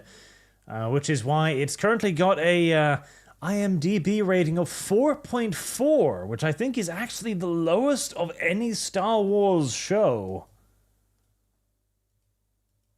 What I've been hearing about The Acolyte, because, what is it? Only 2 episodes are out right now. Episode 3, from what I've heard, is it's going to be extremely polarizing, and it's going to be the killing blow to Star Wars. I hope so. I am looking forward to it. See, the first 2 episodes were mostly boring and poorly written. And just... There's a scene where the Korean Jedi, the guy from Squid Games, is teaching a bunch of Padawans. And he's doing the thing like, open your minds. And he said, close your eyes, he says, as the camera zooms towards an alien that doesn't have eyelids. I was like, okay. What is he supposed to do? Nothing. Now he just sits there, confused. Then he starts talking about how the world is burning. And the very clearly uncomfortable Korean Jedi is like, child, you are psychopathic. Huh.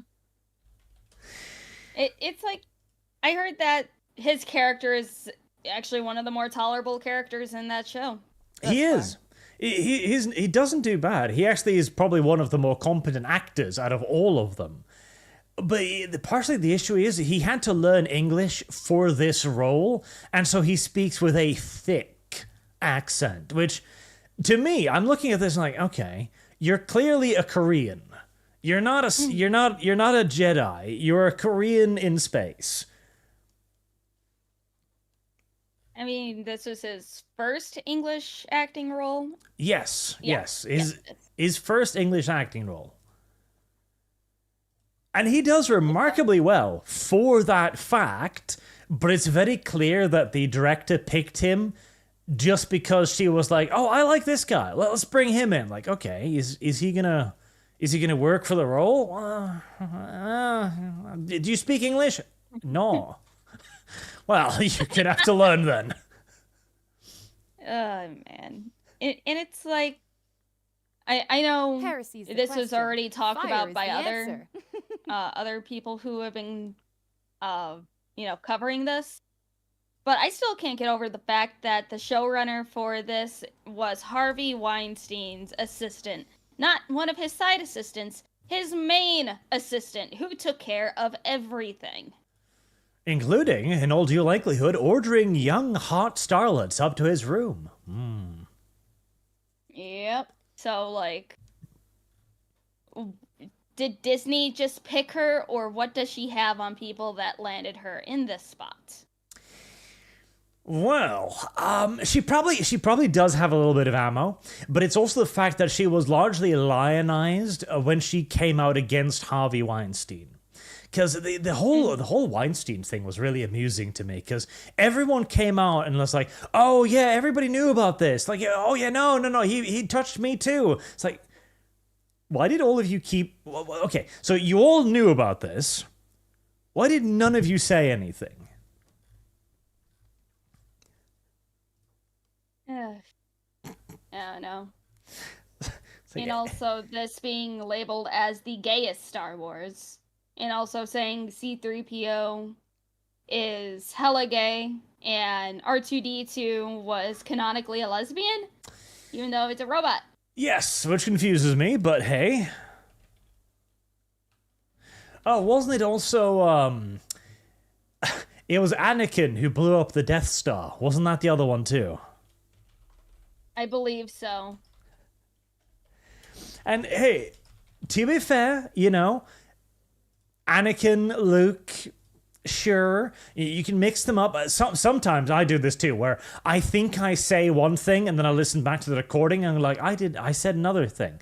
It happens. It does. But it's just one in a long line of such things, where you clearly have people who doesn't give a shit about what they're making and what they're creating. Where Harvey Weinstein's assistant also hired her own wife to play knockoff Yoda in the show as well. It's like, okay. It's not Star Wars. She's not making this because it's a Star Wars show or because she's a fan of Star Wars. She's just making whatever the shit she wants and then slaps the Star Wars on it. The thing that annoys me the most as well is how dirty it is. Like, having watched the first episode, I'm probably going to wait for the third one before I do a video on it, but everything is dirty. Like, the Jedi Temple is dirty. The worlds are dirty. The people are dirty. It's like, remember in the first movie when Luke was like, hey, what's a lightsaber? It's like, it's a more elegant weapon for a more civilized time. Well, it turns out that more civilized time looks an awful lot like Mos Eisley at its worst. Like, there's no mystique. And not to mention the whole thing that the Sith were eradicated. Like, nope, there's Sith here now. Okay. So what's the point? Like, don't make up backstories when you don't need to, if you get my drift. Like, if you have the Old Republic, let it be the Old Republic. There's nothing wrong with an era of peace that then goes to shit. That makes the fact that it went to shit worse, because it used to be good. When you then show us the era of peace and go, oh no, actually, there were Sith back then too. Everything was going to hell back then too. Okay, well, fuck, nothing happened, I guess. And it's like, aren't they trying to make it to where the light side of the Force is female and the dark side of the Force is a man or whatever? Like Force ghosts, or I don't know. I haven't been into Star Wars in a very long time, and I don't plan on getting back into it. I'm sure they are. Like, I heard that supposedly the whole thing was going to be an allegory for Marxism and sexism and stuff. I was like, okay. You know what? In the current day, I can believe it. I can see them turning Star Wars into that. It was something to do with the... What was it? It was another one of their shows. Ahsoka? That one. Oh, Ahsoka. Ahsoka was not very good. Like, apparently she's supposed to be the new Force ghost thing for the female side. I don't know. I was listening to Clownfish yap about it, and then I just kind of got bored, and then I went to something else. I mean, that wouldn't even make sense, but hey, why would it need to make sense? It's 2024. That's very 90s of you, I guess. There's also been an interesting little push to try and, like, make it sound better than it is. Like, this tweet from Rotten Tomatoes says that it's 94% rating is the third highest rated Star Wars TV show, which is interesting because, well, one, it's not 94%, it's 91 on their own site, and that's the critic score, whereas the audience score is 30%. Heresy's the question. Fire is the answer. And also, are critic scores not just useless now? Well, if everything is a 96, everything is a 91, everything is a 90, what even is the purpose of a critic? If everything is either absolute garbage or man's gift to entertainment, what is the point? I honestly don't know. It's like, can't we just make media fun again and not this whole moral grandstanding woke bullshit? Because I can't even look forward to some movies that sound interesting in theory, but then it ends up being complete shit. Oh, yeah. Like with Furiosa. I hear it's good. I want to eventually watch it. Some people are saying that others are making it seem worse than it actually is, but I don't know. I'll have to watch it for myself. As soon as it arrives on my torrent site, I'll watch it. Because what was interesting as well was, let me see if I can find it here. So first, of course, they started complaining that it was being review bombed, because that's every show now, isn't it? It's like, if it does poorly, it's being review bombed. It's like, okay, sure. And then they were trying to make it sound a positive thing. I don't know if I misplaced the source for this, but it got like 4.8 million views, which made it one of the largest like debut titles for Disney in 2024. And this was being celebrated as like, hey, look, it's actually doing great, etc. The problem is, Disney Plus has like 150 million subscribers, so they mobilize 3% of their actual audience to watch a Star Wars show. Like, that is terrible.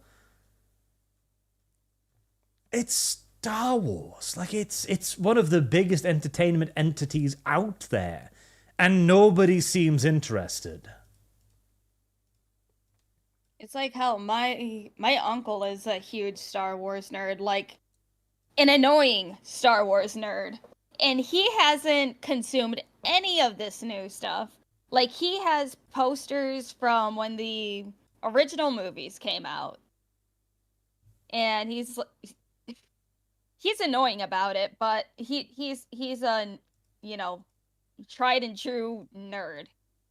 And the fact that he's completely silent about anything Star Wars now that isn't just the old stuff, and even just like, the trilogy from the early 2000s is kind of sad, because usually he'd be shilling the shit out of this, but he's like, no, I refuse. Well, it's probably how most old Star Wars fans are, actually, because the whole number, like 4.8 million views in the first day, sounds impressive, until you realize that the X-Men show, the animated X-Men cartoon, 97, that got 4 million in like 5 days. So Star Wars is barely beating out a X-Men cartoon that is a sequel to a show from 1997. That is some really niche shit that is competing directly with Star Wars. Like, there is no universe in which X-Men should be even within the same galaxy as Star Wars. And I liked 97. I actually thought it was a pretty good and not very woke at all show, but it should not be in the same galaxy as fucking Star Wars. I haven't seen X-Men 97. I should really start watching these, because I hear one thing, because the way that some people try to advertise it, like, oh, this is so inclusive and stuff, and then it just turns people off, but then ends up being good. Oh yeah. So I don't know. That is exactly what happened to 97. The guy who was making it was talking about how the X-Men have always been woke, how he was going to have lots of gay characters, etc. And they've made everyone just like, no, I'm not interested. I'm not going to watch a woke show. Fuck off. And it's actually good, and there is very little woke in it. Like, the one thing that is, there is a character in there who's a shapeshifter. In the original show, he is depicted as overtly male, as that's his, like, male main persona. In 97, he's more like amorphous, and he was described as non-binary. That pissed a lot of people off, too, because that's a big red flag. But at the same time, I was like, okay, well, if his story is now that he's kind of, he doesn't know what gender he is, and he can literally change between them at will, non-binary is actually a fairly fair description of this character. Yeah.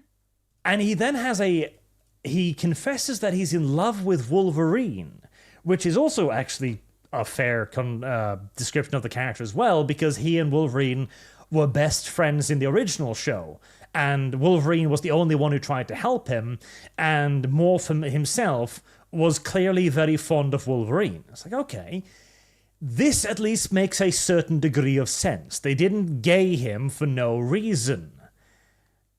And yet, when you try to make this, when you make this sound progressive, that's the thing. You can have a gay romance in a show and have it not be woke.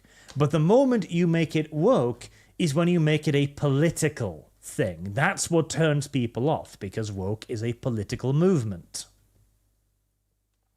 Yeah, and it's like, I think a lot of people like to try to ignore that in the past, in old media, we had a pretty decent amount of representation.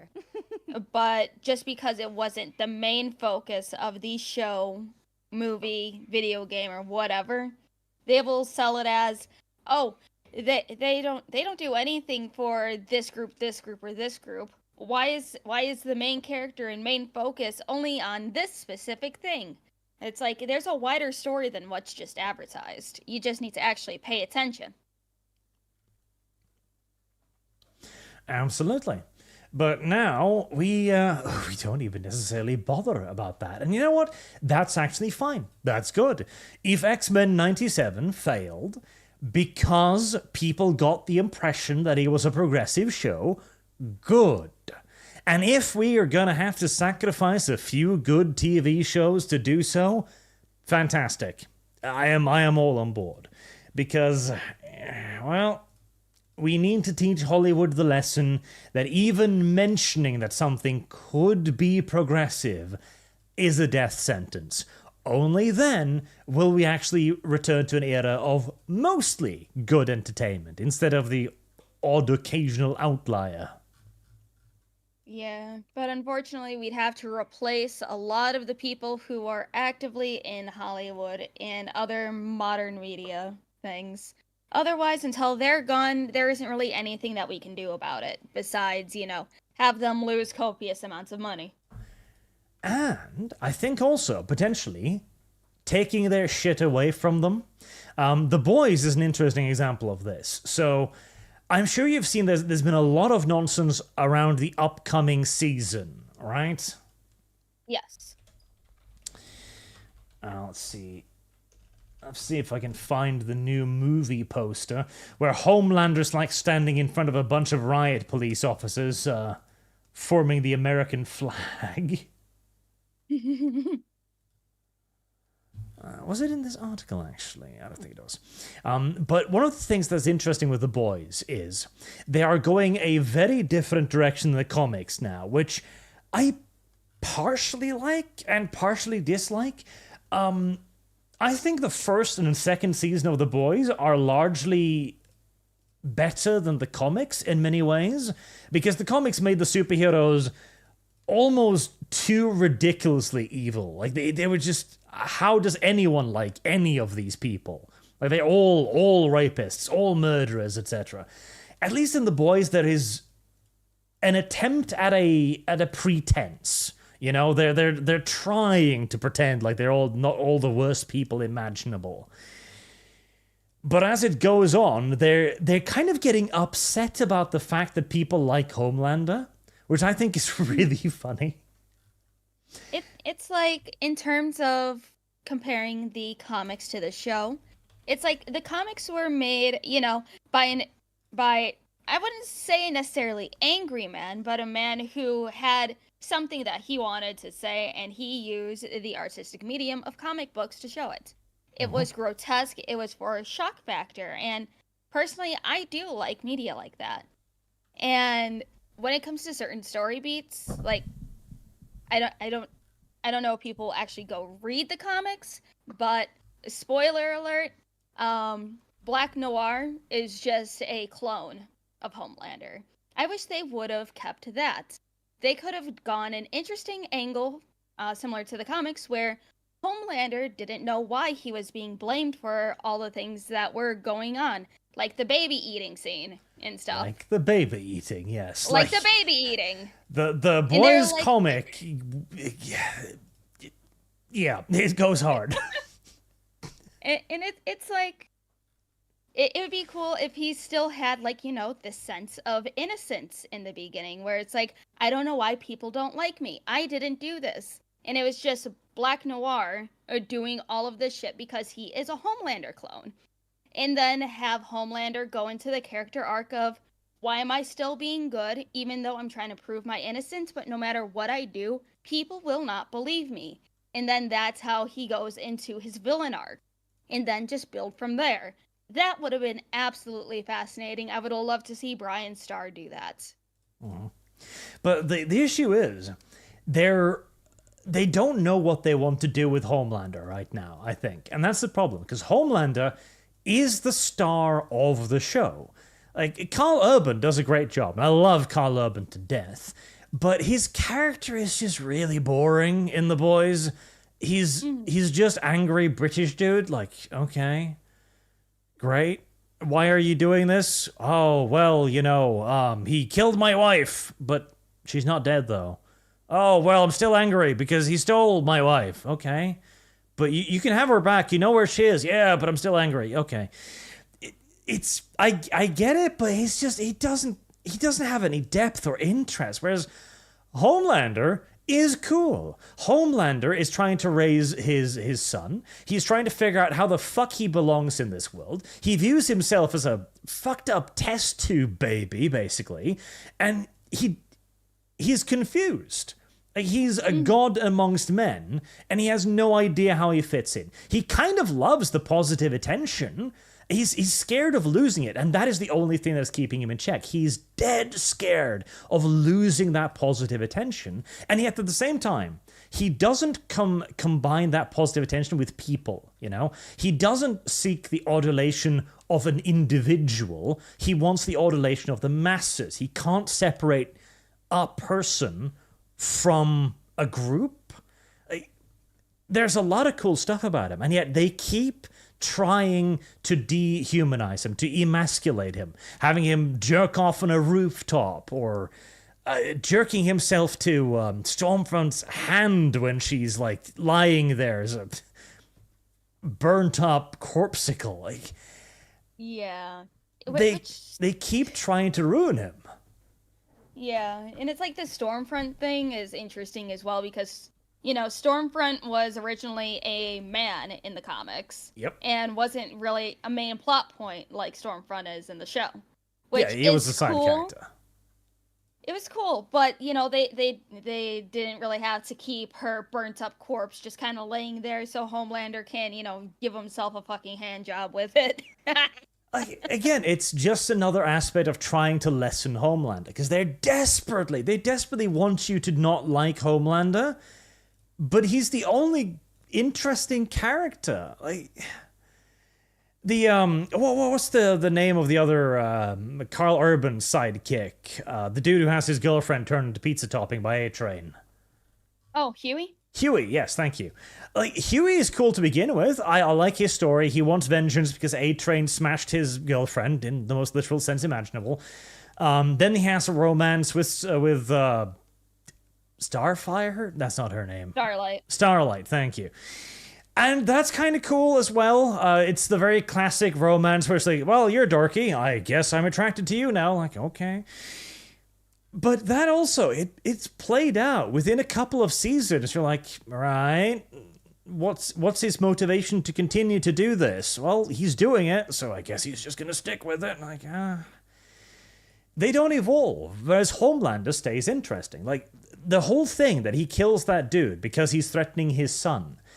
The scriptwriters were like, oh god, everyone's gonna hate Homelander for this, and everyone cheered. Like, no, he was threatening his fucking child. I'm on board with this. What's wrong with you? It's like, it's bad when, I'm sorry, the Deep is kind of more interesting because he's going through his whole feminist phase and stuff. The cult thing. It's like, unironically, I wish they would just redeem the Deep. Like, okay, So, what is the Deep's crime? The Deep's crime is being a creep. Alright, and now he's gone through every kind of hell imaginable. Like, he's been shat on, humiliated, dragged through the mud, abused, like, taken advantage of, like, goddamn. Has he not suffered enough at some point? I think the Deep is just an allegory for the modern day leftist male who thinks that he's nothing but trash, I guess. I guess so. Like, I genuinely sympathize for the fucker. Like, I want to see his redemption arc. I don't even necessarily need to see him become a hero or anything. I just want to see him get back to not constantly being the butt of the joke, I guess.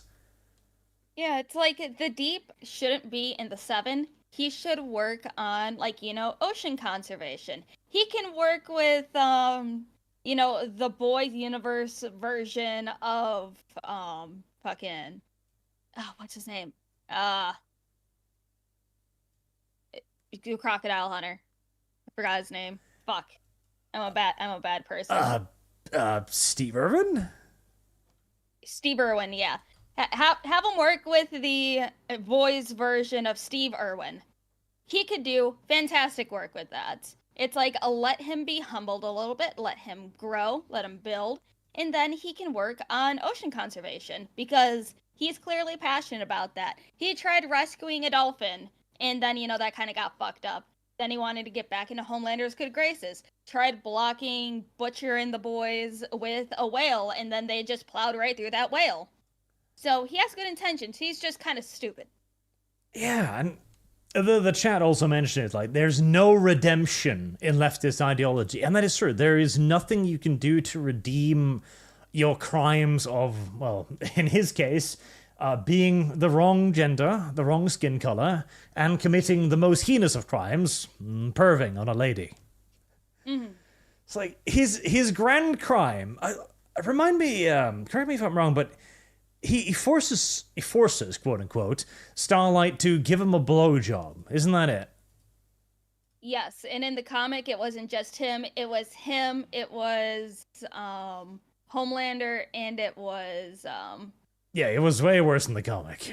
The fast man. I forgot his name. Service guarantees A-Train, I think. A-Train. Yeah. Yeah, so like, the dude's grand crime is, and he didn't even force her. He was like, hey, you want to be in the 7? You gotta play the game. Like, mental manipulation. Okay, not a nice thing.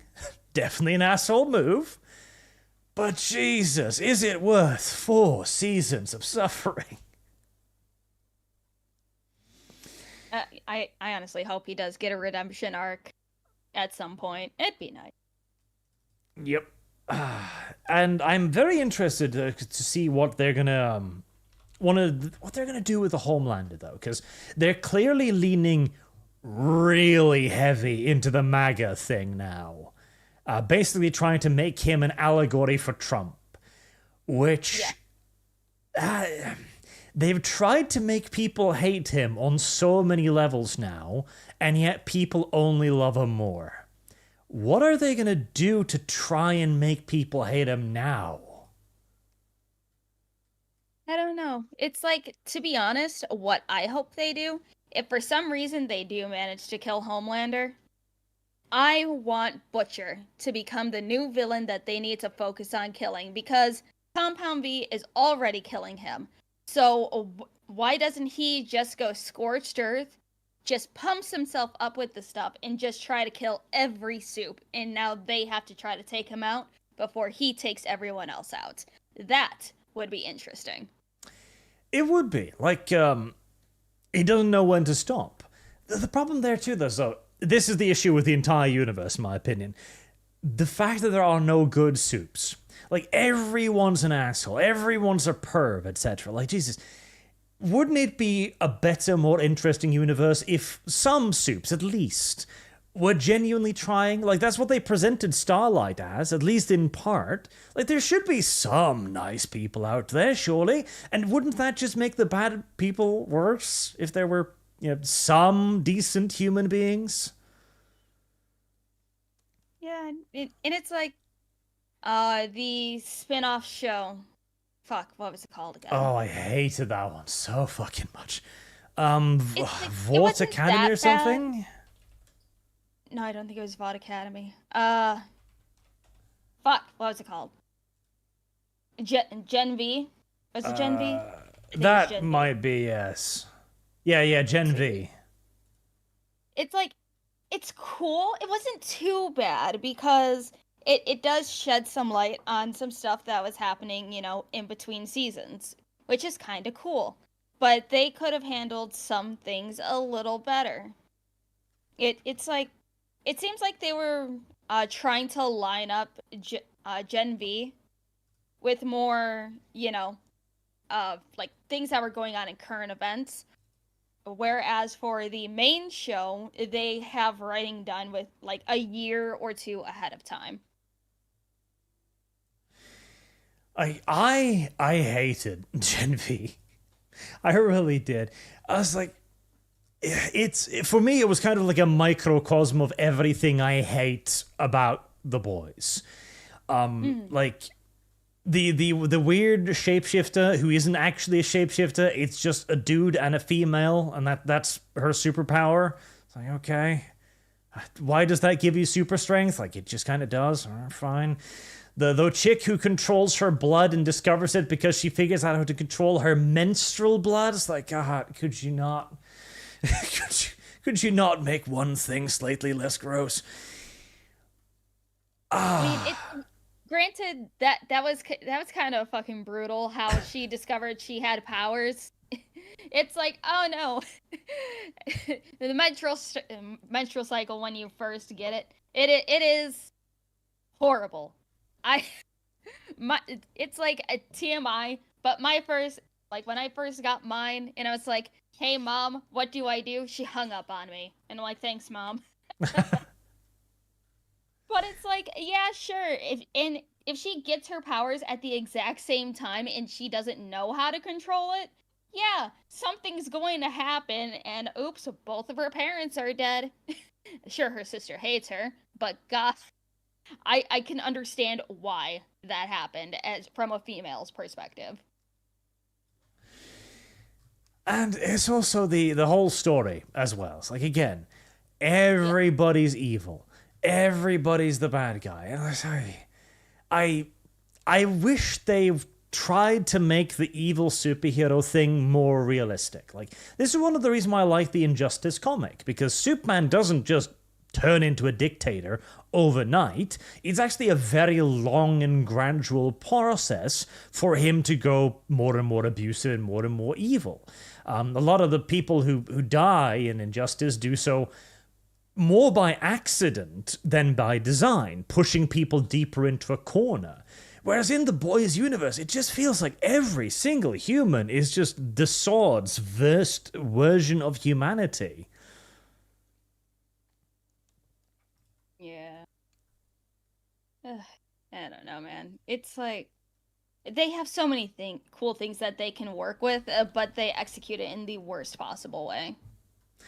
They need to go back to making Homelander actually scary. Like, they need to give him some actual power again, make him a threat, make him dangerous, not just make him the butt of the fucking joke. Because Homelander's power level, like, see, the introduction of Compound V is, I dislike that in the comics and I dislike that in the TV show. I actually think the reduction of it is a good thing, because the moment you can just get superpowers, a lot of this loses a lot of its point. By giving it drawbacks and stuff, I think that makes, gives it more stakes. But Homelander should be fucking dangerous. The very fact that they made Amazon lady, whose name I also escaped me now, punch him and make him bleed annoys me. Because I don't care how much you fucking work out. You are not making Superman bleed. It is just not fucking happening. Amazon, like Queen Maeve? Yeah, Queen Maeve, yes. And it's like, I kind of like, what was it, season 2, I think? Or was season 1? I don't remember. But how they wanted to use Compound V on military. Like that would be cool. Yeah. I would love to see a war angle from this and the, fucking morality of juicing people up on things that give you superpowers for war.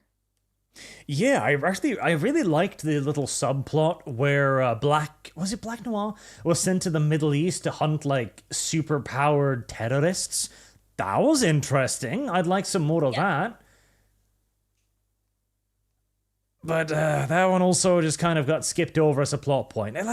Because, okay, they reveal Compound V, and this is built up like this huge thing. It's going to blow everything up. Everyone's going to streaming. It's going to bring down Vought.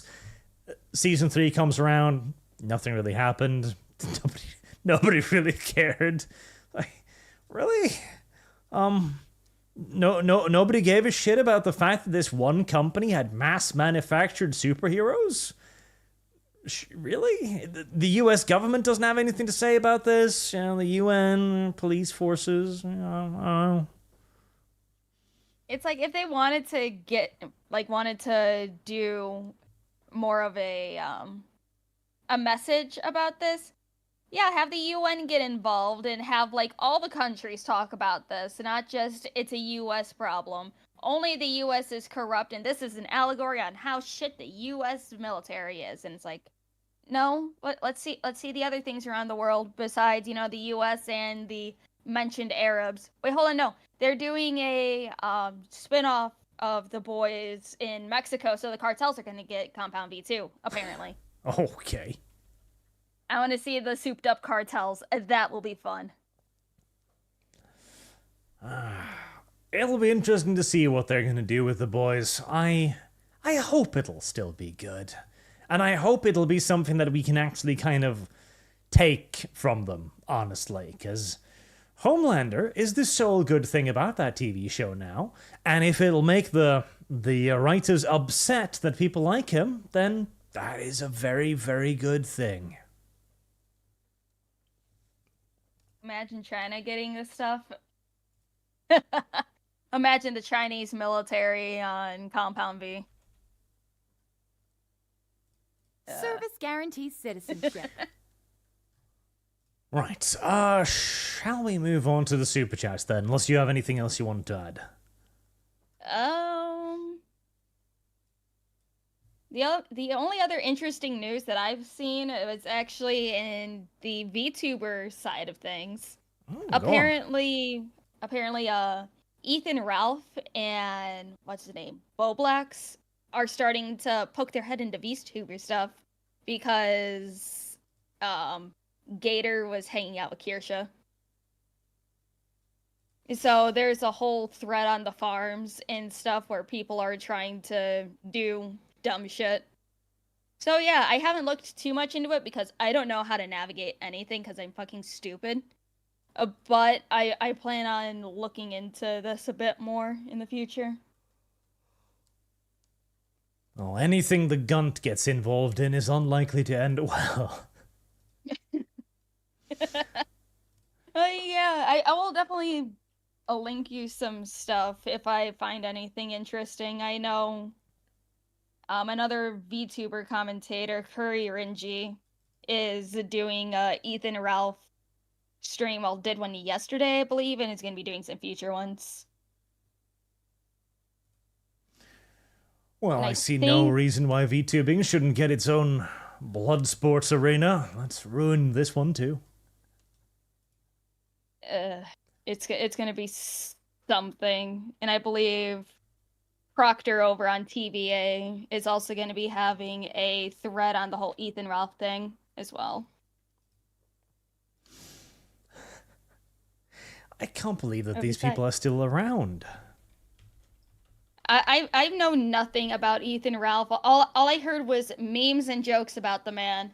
I thought he was like some weird media character, but no, apparently it's a real man. Oh no, he's pig. He's an actual human being.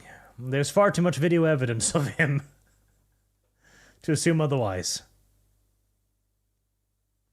Isn't he? He's in Mexico because he assaulted his wives, right? Ex-wives or something. I don't know. how women willingly got with this man and apparently reproduced. How? Jim ripped Ralph apart. I started listening to some Medicare and Ralph streams. It's interesting. I don't understand a lick of it, but it's interesting. These are terrible human beings. Yeah. That in any sane world would have already been banned from the internet. Yeah, but besides that, I really have nothing else. Alright, well, maybe the Superchats will bring us some more topics. We'll see. Or they're just going to demand that I look at more Pokemon. One out of two. More Pokemon? What? Let's see, weird. Because Brandon Herrera almost got into Congress, Google has killed all gun channels. They're afraid of creators they hate gaining political power. Oh, yes. He was running for Congress, wasn't it? Yes. So YouTube has been cracking down on gun content again, as per usual. I thought they've been trying to kill gun content for the past few years. I think they've been trying to kill all content for the last few years. You know what, fair enough. They've just been slightly more successful with some. Zero Firewater, you miss the other solution, Arch. Just make it not illegal for vigilante justice for the border, but if America wants to go more authoritarian, they can deport everyone with a Spanish last name. A blanket solution. And again, vigilante justice, that's not a bad idea. Okay, let's create like a 5-mile zone between the borders, no man's land, where we just allow people to run around doing whatever they want, so long as they dress up in costumes. That's got to be a part of the rule, right? You gotta dress up like Batman or something. Ooh, we should televise that. It'd be fantastic entertainment. Gabriel not here. What is the fate of D&D? No more Breed V. Still a bit up in the air, but I think it's gonna continue. I'm not entirely sure right now. Drama. Too many women. It's a fact. You cannot have two females in a room, even if the females are technically male. They will bite each other's face off. Yeah, I can agree on that. Boog, don't cry for my country. We get what we deserve. Yes, you do, Boog. Mexico deserves what it gets. You could have stopped this, Boog, but you didn't.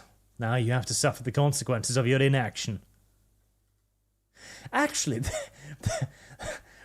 there was an incident in Denmark the other day where the Danish Prime Minister was just punched on the street by some random guy. And I remember my first reaction was, good. Make them fear the proletariat again. What, wasn't there another dude that was in government? I forgot which country, but he was like stabbed. And then he was recovering like shortly after. I forgot which politician this was. He's just stabbed in the street. I think it was Sweden. I'm not 100% sure though. No, this is good. This is just like in Germany, where they brought like shit to people's houses and just dumped them on the steps of politicians' houses.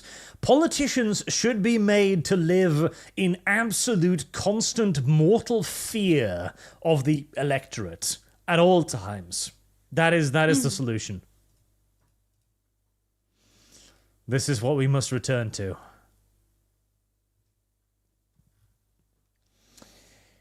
I'm not ashamed. There is no opportunity in socialism, only opportunists. That does appear to be true. Mm-hmm. And he says, the media ran hardcover for Corey Harris, the driver without a license. I hope the inmates thoroughly enjoy their new plaything. Oh yeah, did you see that? The guy he called into a Zoom call for a suspended driver's license case whilst driving in his car. Oh, there was an update to that. This man has never had a driver's license in any state in the United States. Brilliant. Hexy says, no Dev today is a tremendous day. No Dev. I think he's off being Judas, someone else. Is Dev really that bad? Dev is that bad. Dev is your pet socialist, right? Yes, Dev is my pet socialist, and he should be abused at every opportunity. He has done much to deserve it. Marked ashamed. Google has updated YouTube to trick uBlock Origin into mistaking the video for an ad and the ad for the video, meaning you will only see advertisement unless you disable uBlock onto Rumble. I am loving the arms race going on between ad blockers and YouTube, because this is just a case of mutual annihilation, really, where both sides can't really stop the other from doing anything, so they just need to introduce little dumb tricks to try and screw the one over temporarily. It's fucking funny seeing all this. It's like, I'm not ashamed. I use a blocker and everything, and it's like, sure, does it suck when it's like, yeah, no, this ain't working now, and then I have to go through my other 4 ad blockers to see which one fucking works. I'm just glad that Norway usually gets this stuff last, so they don't roll it out here first. They roll it out in the US and make the Americans suffer. Citizenship. Which is good. Galster, 1908. Do you know any good games, books, comics set in World War I time frame? And Dev is a lefty. Correct. World War I games. I think the only one I can think of, like, directly off the top of my head, is an old video game called Iron Storm. It was pretty damn good, and it was set in a alternative version of World War I that lasted into, like, the 40s or 50s or something. It was pretty cool. It was neat. And it let you play as a German, which is rare. Skullthrone88. Hello, Arch and not Dev. Is there any news on the transitioning man-child cuffs? I mean, V. I think he's back to D&D now. I think he's transitioned back into D&D. I'm not sure. I'm not ashamed. If Sins of Assault Empire 2 needed a modern faction, I'm all for the Advent to be the woke faction. The Loyalists can be the establishment, and the Rebels can be Antifa. Why not? Marked ashamed. Bright was discount Shadowrun. Yeah, more or less. Do you know Shadowrun, Lumi? I have heard of Shadowrun, but I have not delved into Shadowrun myself. What is that? It's kind of a cool setting, RPG setting in kind of a cyberpunky future, but where you also have like fantasy creatures like dragons and ogres and stuff. It's kind of cool. And it's a nice little setting, a little bit of an alternative to just classic cyberpunk style stuff. Very, very old though. Mercenary 10. I will miss Rocksteady. Yes, it's not the same anymore with the founders leaving after the real fags started the show, but I have a connection. My martial arts school did the mocap for the first Batman game. Also, gingers and gamers are the most oppressed. True. Very true. Sujar, don't forget that zombie game with Will Smith. Zombie game with Will Smith? Oh yeah, I heard about that. Apparently there was a zombie game that came out and then people were bitching about no one playing the zombie game, but there was literally zero fucking advertisement for the game. Hold on. Will Smith zombie game. That reminds me of that shitty YouTube Rewind where they only use celebrities. They put Will Smith in it. It's like, yeah, this'll get people to watch. And then there were just 1,000 comments of, where's PewDiePie? There you go.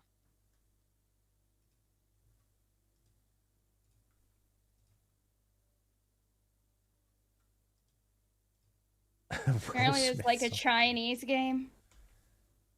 Will Smith zombie game no one has heard of bombs. Undawn. Undawn. That is a very, very dumb name.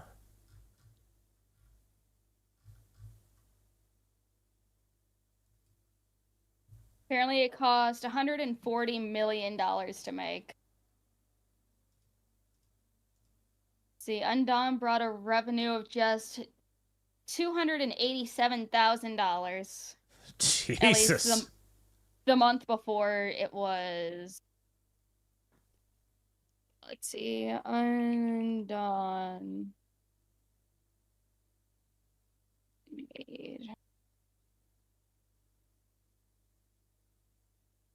Yeah, as of March 21st, the game made $287,000.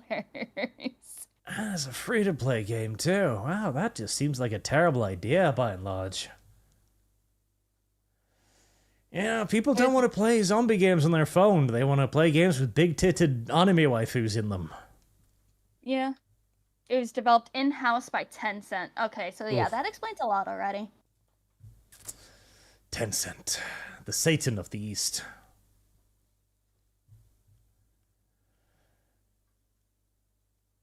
Mercenary 10, I made my dad nostalgic. He saw the 4K Blu-ray of Baron Munchausen, and he talked to me about the theater plays he saw as a kid 50 years ago.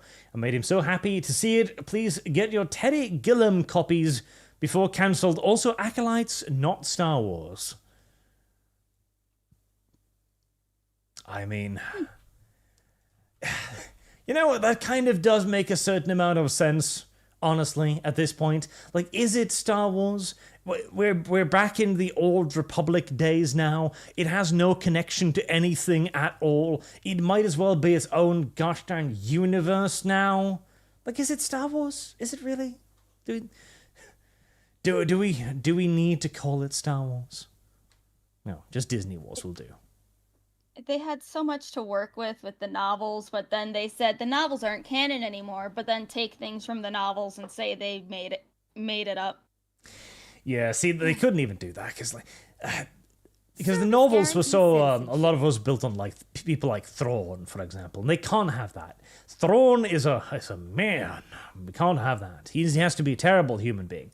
Which is why, in the Ahsoka show, they made Thrawn a pudgy, middle-aged man who just fed his stormtroopers slowly into Ahsoka's revolving sword.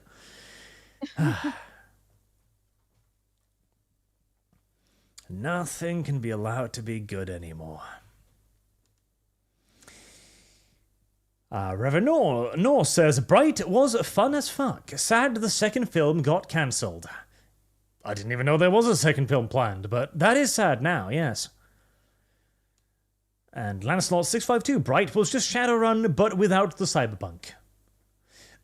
Actually, yes, there wasn't any cyberpunk. They were literally just normal police officers. Marked Ashamed, I'd preferred when LEGO had their own franchises. Town, Castle, Space Pirates, Aquanauts, even Bionicles. The Marvel and Star Wars was when LEGO lost its soul. Yes. It was kind of cool when they had their own stuff.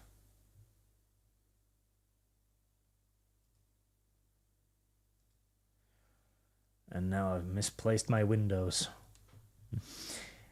Roy King 2740. Arch, do leftists don't understand that chaos makes both technological and cultural progress impossible in the 40k universe? Well, they don't understand most things. Which is why they want the Imperium to change, to be more progressive, despite this obviously being death knell for the entire universe if they did it. And it doesn't matter, again. It's a made-up universe, so they get to make it whatever they want. It's like I'm newer to getting into 40k.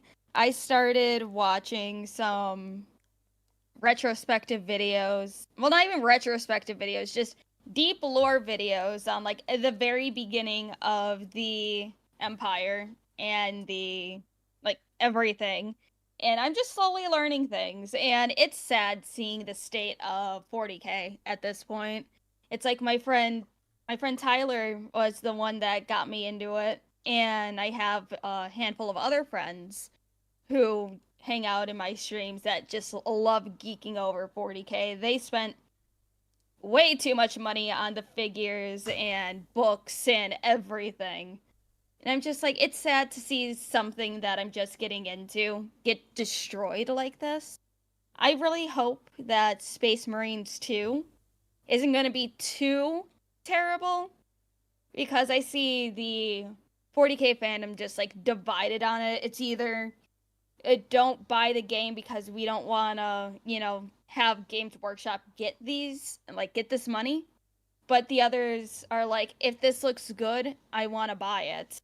Because there's, as far as I've been told and what you've pointed out, is that there's not much, like, not really any good 40K games.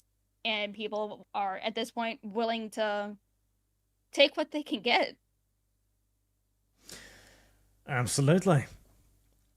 It's a case of definitely not pre-ordering, I think. Space Marine 2 will come out. We'll see if it's good or not. If it's good, great. If it's not, then, well, we'll just have to hit it over the head repeatedly and make fun of it. Because a lot of the gameplays looked very good. The main thing that a lot of people are worried about is some of the wordings, where they said, like, oh, hey, our game's not going to have any microtransactions, and hey, look at these pre-order skins. Like, do you not understand the meanings of the words you just used? Yeah. And there was also the one writer with the trans flag in the bio. It's like, that flag. I don't like that flag. That flag means bad things to me. Oh yeah, I heard that that Amazon might be shelving the Warhammer project, but granted, they haven't even allocated funds towards the project, let alone get any writing started. So it's still extremely up in the air. I know. I was the source of that rumor. Oh yeah, I was listening to Endymion talk about it, and then he mentioned you and then some other stuff, and I was just like, dear God. We'll see. I still have a little bit of hope, because it's Henry Cavill's project, so if he gets enough power to run it the way he wants to, it could be good. It could be good. At the same time, I almost hope it isn't good, because I don't want GW to be given any silly ideas. We'll see. Yeah.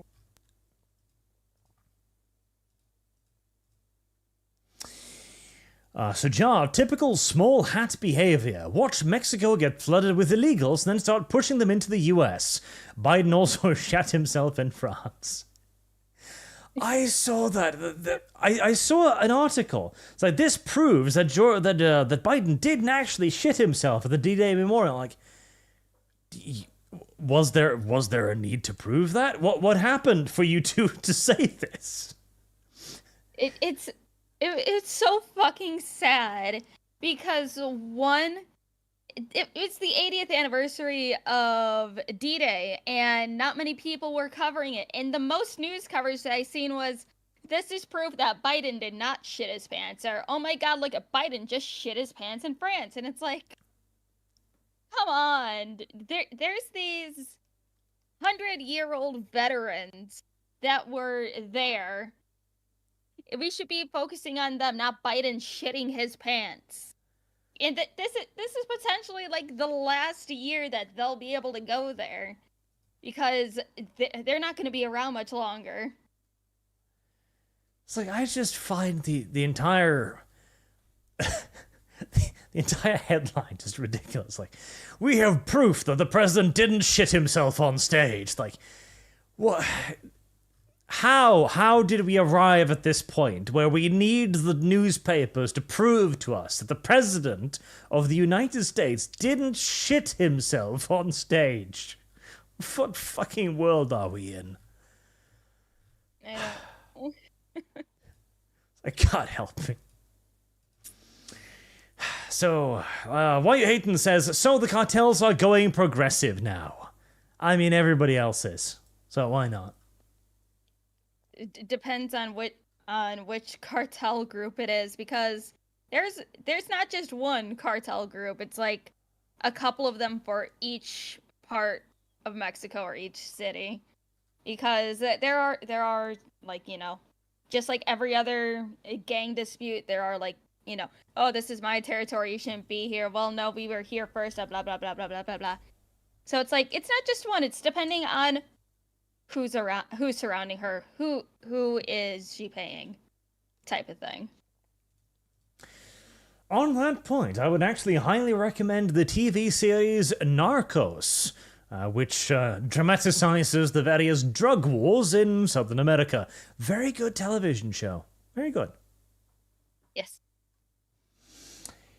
Mark Shame, credit where credit is due, J.J. Abrams was able to end the war between Trekkies and Star Wars fans as they are now united in sorrow. Well, at least he's done something correctly. Yeah. Mercenary 10. Word is that she's friends with Kennedy, and Kennedy has blackmail material from the island of the man who didn't kill himself in jail. This has proved to me that from the very start they were planning to destroy Star Wars and our culture. Intentional malice. Yes, no, I did hear that the director of The Acolyte was very friendly with Kathleen Kennedy, so it would not necessarily surprise me. Mm-hmm. Alexander Bryant. Hi, Arch. Check out Leslie Fish Dawson's Christian is a good start. Cold Iron is good too, or A Bar Called Kipper by the Space Cadets. I do not know what these words mean. Service guarantees citizenship.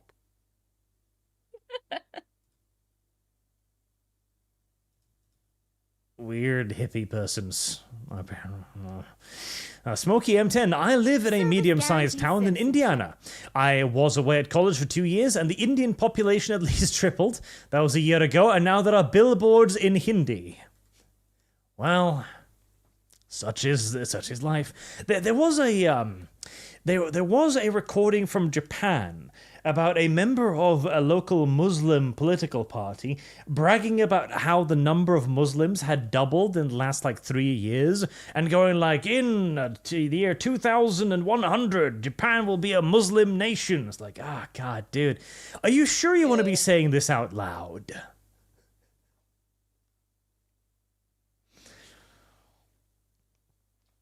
Weird says, I thought you were a Necromunda fan, Arch. I am. Actually, I prefer Mordheim over Necromunda, particularly in the video game. The Necromunda video game was awful. Subject Noble. Seems like someone laced the WB blow with meth. Well, it would make playing the Suicide Squad a better experience, I guess. Mercenary X. I know how your uncle feels. I want to see The Force Awakens, and after that I checked out and decided not to watch any more. I saw the writing on the wall. As for X-Men 97, I won't watch it because the guy who made it hates me. I don't care how good it is. Fair enough. Number 40, Arch, what's your bet on the EU Parliament election tomorrow? P.S. I'm slowly starting to believe that Dev's diaper stuff came from your community. What? Diaper yes. Stuff? Dev has a pronounced fetish for diapers, apparently. Ew? Mm-hmm. First the socialist thing, and now diapers. Dev, are you okay? Legitimately, are you okay? Do you need a hug? Are you sure you want to hug that? I mean, maybe with 2 10-foot brooms. As for the EU election, it's going to be progressive as shit, because the only people who vote in the EU elections are progressives. It is a very progressive institution, and the only people running are very progressive people. And nobody cares about the EU either. It's I was in Austria this week. I saw a lot of flags. I didn't see a single Austrian flag, but I saw a lot of EU flags and a lot of Pride flags. That's the people who vote in EU elections. Yes. So, Jard, do you mean the Quantum Leap with Scott Bakula, the captain from Enterprise? I would strongly recommend the show Farscape, one of the best sci-fi shows. Oh, I'll have to take a look at that. Willison, the new Quantum Leap is woke as hell. Thry did the LA riots and said the rioters were justified and the rooftop Koreans were evil capitalists who just wanted to kill people. It's blood boiling. Lovely. Lovely. Well, I'm still gonna watch it because my morbid curiosity is beckoning me to. As a fan of the original, and granted I should rewatch the original, I'll have to see how they bastardized my favorite series by remaking it. And incidentally, chat, roofed Koreans are always, by definition, justified. Logan Darklighter, City of Heroes MMO is being kept alive with official sanction from the original publisher by fans of the Homecoming servers. FTP and complete the original superhero world IP, older game, but you might enjoy it. City of Heroes, that is really old. I remember that in like the World of Warcraft days.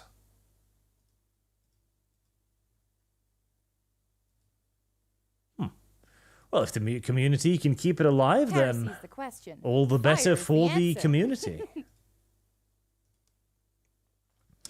Johnson Smith, it's an unguided philosophy, it's not a conspiracy, it's the nature of the beast, since no one is guiding it, infighting is guaranteed.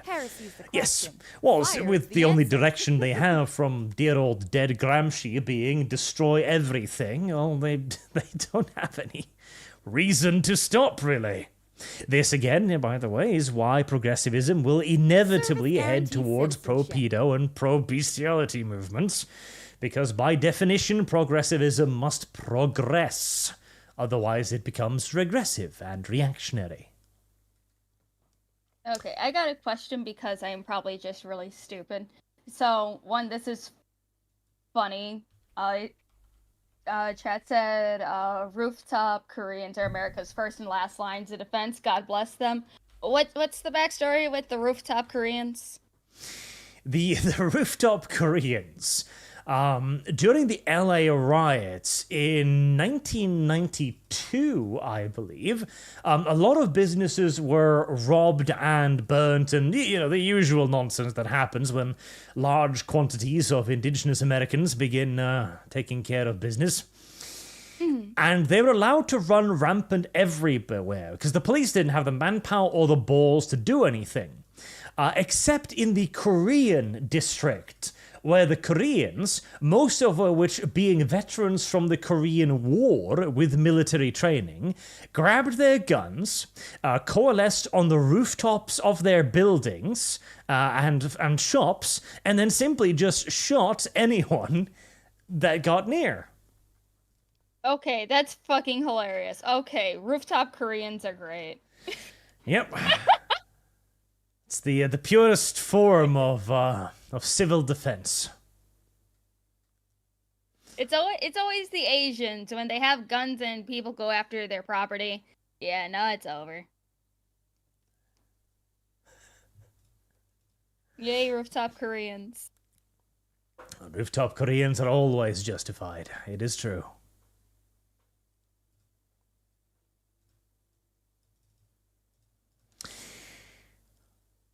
So John, they're trying to 1984 the West. Unironically, yes. Garbwire, I grew up on the A-Team, Airwolf, and Knight Rider that are about hope. They are, I presume, self-esteem and self-reliability. Things we do not have today. Correct. Western civilization. Dancing nurses marked the official end of Western civilization. Oh yeah, I remember those videos. Jesus fucking Christ. It's like, okay, yeah, sure, we're locking you in your homes and stuff because of this super dangerous virus that's gonna wipe us all out, but would you like to watch my TikTok dance? No. Oh yeah, speaking of the virus that locked everyone in, did you hear that Fauci admitted that the 6-foot rule and the masking stuff, he made it the fuck up? Of course, it's pointless. It's like, the whole thing about the mask doesn't protect you. At best, it protects other people from you. But in a virus that has like an incubation time of, what was it, 3 days? That's really not going to help much. It was all stupid. It was all panic. And then we got the vaccine, and they're beginning, and I can't talk about this on YouTube without getting a sticker on my fucking video. But they're finally starting to admit now that there's a lot of mysterious deaths happening for no reasons whatsoever to people who happen to get vaccinated. For no reason, of course, no reason. It's like, I forgot what article I read this in, but I think this was supposed to be basically a test, what was it? It's supposed to be a text vaccine for something else. And everything that they're like, oh no, they died of COVID. It's like, no, it was death from an already pre-existing thing, and it just kind of sped it up a bit. It was the worst of times. I feel sorry for the kids, honestly. At least the ones that were already in school, because they were set up for failure. The kids who were not yet in school, at least they got to spend more time with their parents, because parents were home more than, they probably would have been originally. So it's like, they got that bonding time and got, that extra care. But the elementary schoolers were screwed over. They were. Nolly, Will Smith's Chinese shill game failed. Oh no! Anyway, let's check out the third-person World War I style occult horror game, Trench Tales. It looks really cool, and its Kickstarter was successful. No woke, I hope. That sounds like a horror game, chat. That means you're gonna have to pay me lots of money, because I don't play those for free. Fuck you.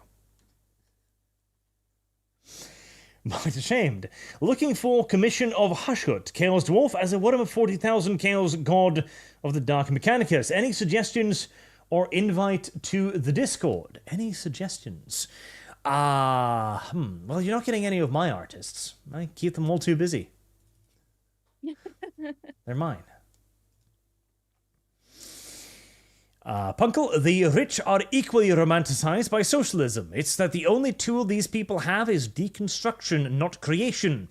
Everything is an eternal problem to them with no solution. In the process, vice and virtue are inverted. Oh yeah, see, that point is the important one. Vice and virtue are inverted.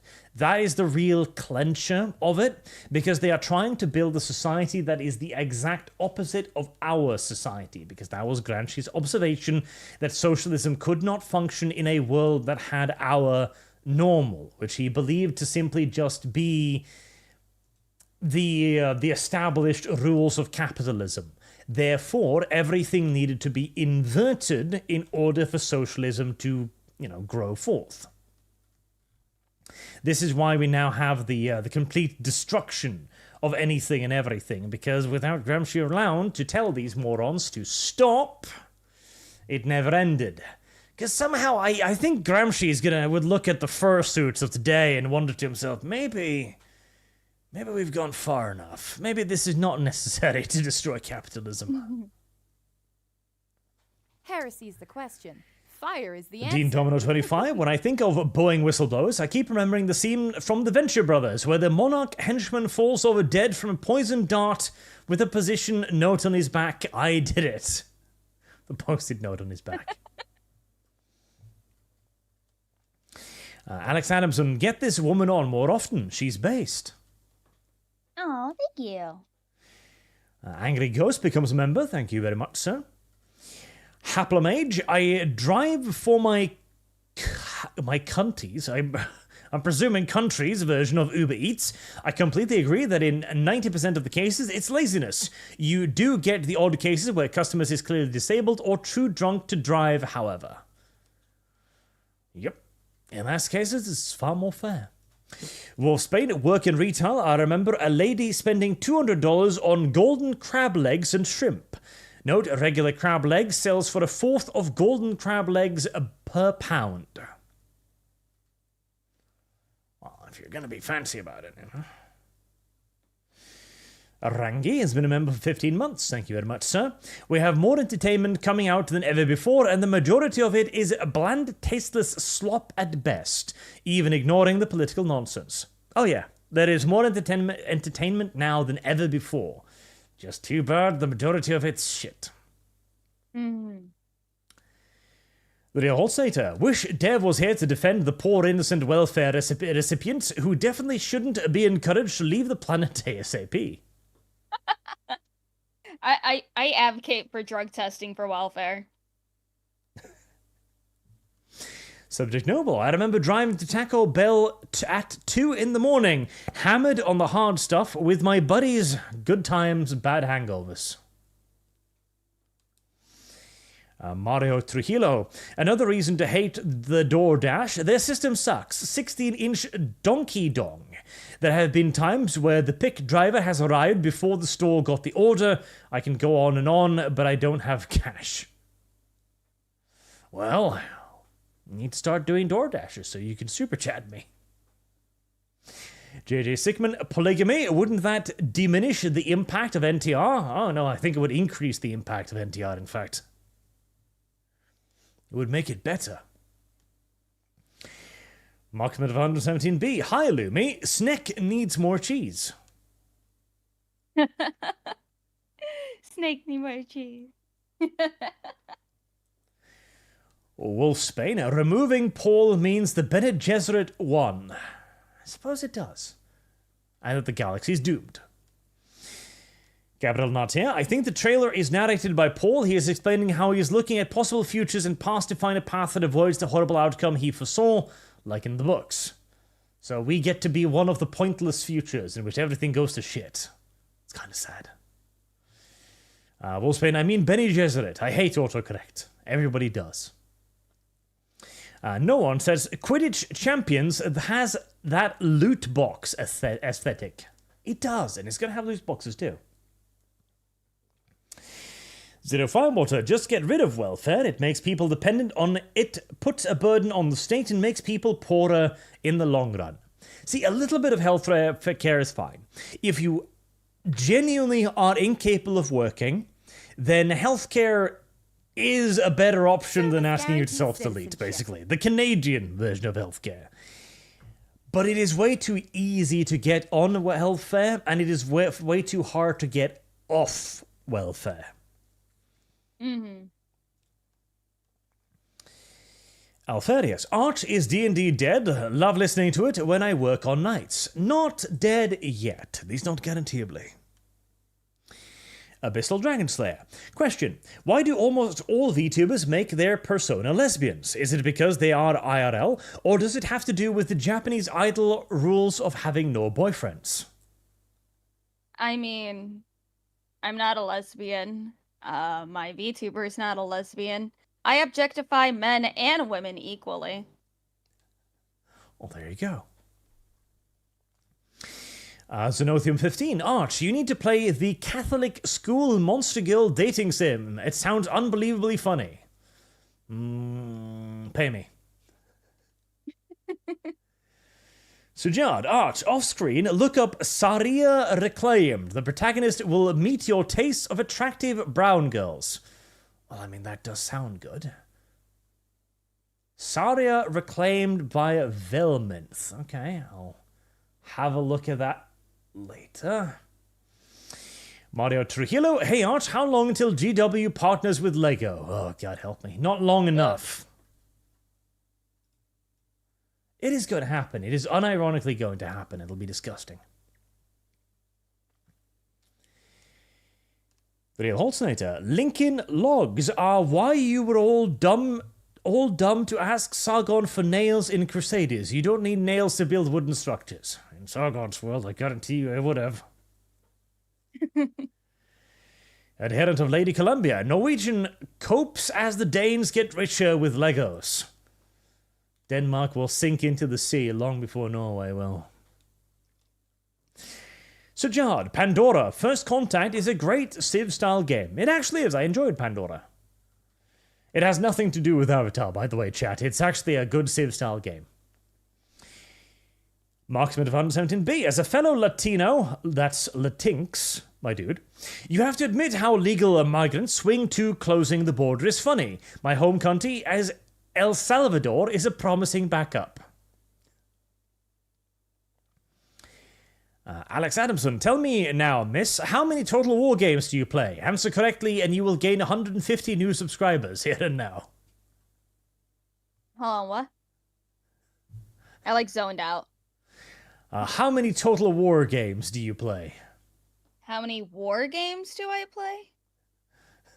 I've been meaning to get into war games because I don't know where to start. So any game suggestions, throw them to me on Twitter or Discord or yeah. Very well. Sujad, a Japanese woman stabbed her male escort boy toy when he refused to take her money. She spent over 200,000 on him. Iron has lots of hot foxy girls. Moss? From stabbings to fox girls, apparently. Very well. But are the Irish even human? That's the question. Smokey M10, we're all too busy hoarding gold at the end of rainbows to be in Hollywood. The Irish are not human, they're fey creatures, and therefore have no rights. Alex Adamson, the ginger genocide is a serious problem that needs to be fixed. Fortunately, red-headed women in anime and manga are plentiful. They are, and okay, I was watching through Batman 97 and the other old-school cartoony stuff. And redheads are everywhere there. Like, a redhead is pretty much one of the most common hair colors in old-school DC anime. Why? Because redheads are hot. And yet now, they're completely eradicated. Mm-hmm. It is a shame. It is a massive shame. Question. Fire is the answer. Lord Cummins Spartan has been a member for 16 months. Thank you very much, sir. Hi ho, Bjorchman. Pardon my being late. Greetings, new fish lady. How goes you? I goes well. I goes hungry. Alex Adamson, as a proud Englishman, I endorse these messages. Good. The English have managed to maintain their hatred of the Irish. This is beneficial. But you have let them get awfully uppity, I must say. Like, you've given them a nationhood and stuff. Are you sure you wish to do this? Are you sure that Ireland should be allowed to be a country? I'm just saying. Sujad, Homelander is relatable because he seems, despite his mental illness, he is relatable. You can understand the trauma he's undergone and sympathize. Oh yeah, like he's an abused test tube baby who has no idea what a family is. Of course he's going to be fucked up. Like, it's literally unavoidable. Yeah, and it's like he was told for the vast majority of his life that he was a natural soup, a gift from God. Yes. And finding out that he was a test tube baby, that fucking ruined his mental stability. It did. Homelander's a good character, that's the problem. He's good, and they keep trying to ruin him. Fire is the answer. Marksman 117B, Arch, what do you think of Endless Space 2 game? Good, if it's the one I remember, which I'm pretty sure it is. It's a nice little video game. ShadowFox2300, I've got a final solution when it comes to communists. We all do. It's just about implementing it. Marksman of 117B, Lumi, has Rosa gone full scaly yet, or still furry? I think she's still furry, but, you know, Rosa is getting her new model here soon, I believe. So I guess we'll see when she debuts that. Sujard, there should be a process for deletion of politicians. 66% should be enough for the politician to be deleted. All my super chats for The Witcher. Summarize them, Sujard. Now I have to go back and look, which means I'm gonna get lazy.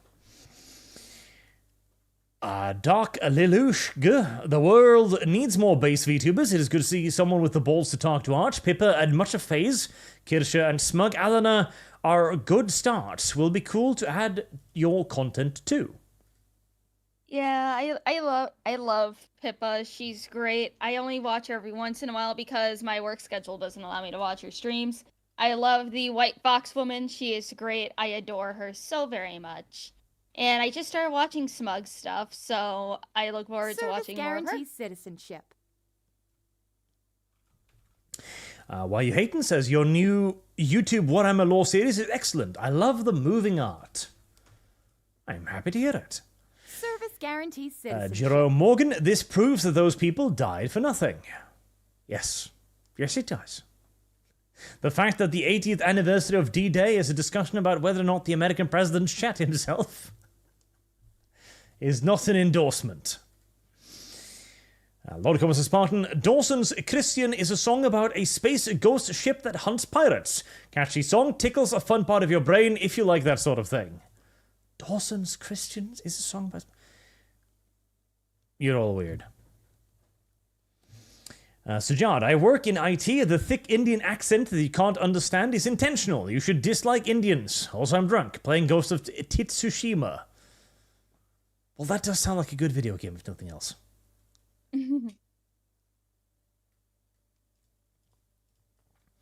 Scarfy the Strange, what happened to your playthrough of Homeworld 3? Did it get copyright claimed? In which case I might have deleted it. Oh. Guy52, the business I work for has contracts with Korean roofing businesses. They still watch over us. Good. God bless. Marksman 17B. Lumi, there is footage of an interview where Koreans they were interviewing go into a shootout mid-interview, which are on YouTube. I'm gonna have to watch that on stream later because I plan on yapping later tonight after I get some food because I'm hungry. You should schedule the stream whilst you're here, and I'll raid it so people know where it is. Okay, yeah, I will do that right now. Why you hating? Going to have a friend print me some knockoff Imperial Guard. Good. Steal from Games Workshop. Steal from them. Adherent of Lady Columbia, Denmark shall drain the oceans and then flood the lesser Scandinavians, and as Arch serves the King of Danes his 2,500 pastries of the day, he shall cry. Denmark will be eradicated, if not by us, then by the Germans. Denmark belongs to Germany. It's a natural German soil. Service guarantees citizenship. Alex Adamson, alright woman, play Total War Attilo. It's a 1212 AD mod. That is the only game in the Total War franchise you need concern yourself with. I will add that to the list of shit I gotta play. Citizenship. Chicken Bowser, I played through the Muv-Love series and much of the side content on your recommendation. Amazing series, but I wasn't expecting that level of trauma. Oh yeah, Muv-Love is fantastic. I love Muv-Love. It's a great visual novel. Fantastic. And it does have a lot of trauma, which is, well, that's a good thing. Trauma is beneficial. It builds character, you see.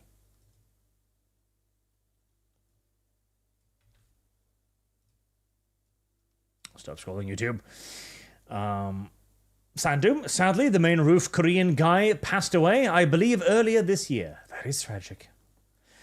Wolfsbane forgot to say that the lady used an EBT card to pay for those crab legs and got pissed when I commented on the price. She said it was for her kids. Ah. Children do love crab legs.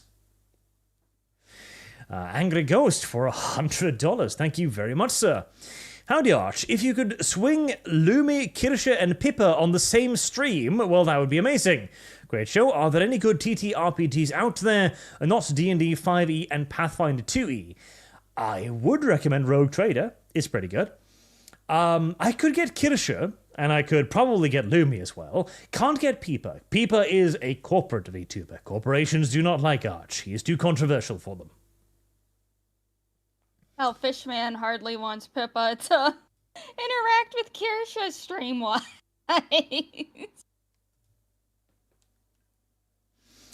Wyatt, should I make another pot of coffee? It's 4, so it's late, but I'm thirsty. I'm thinking of telling my ex of 5 years I miss her. Thoughts?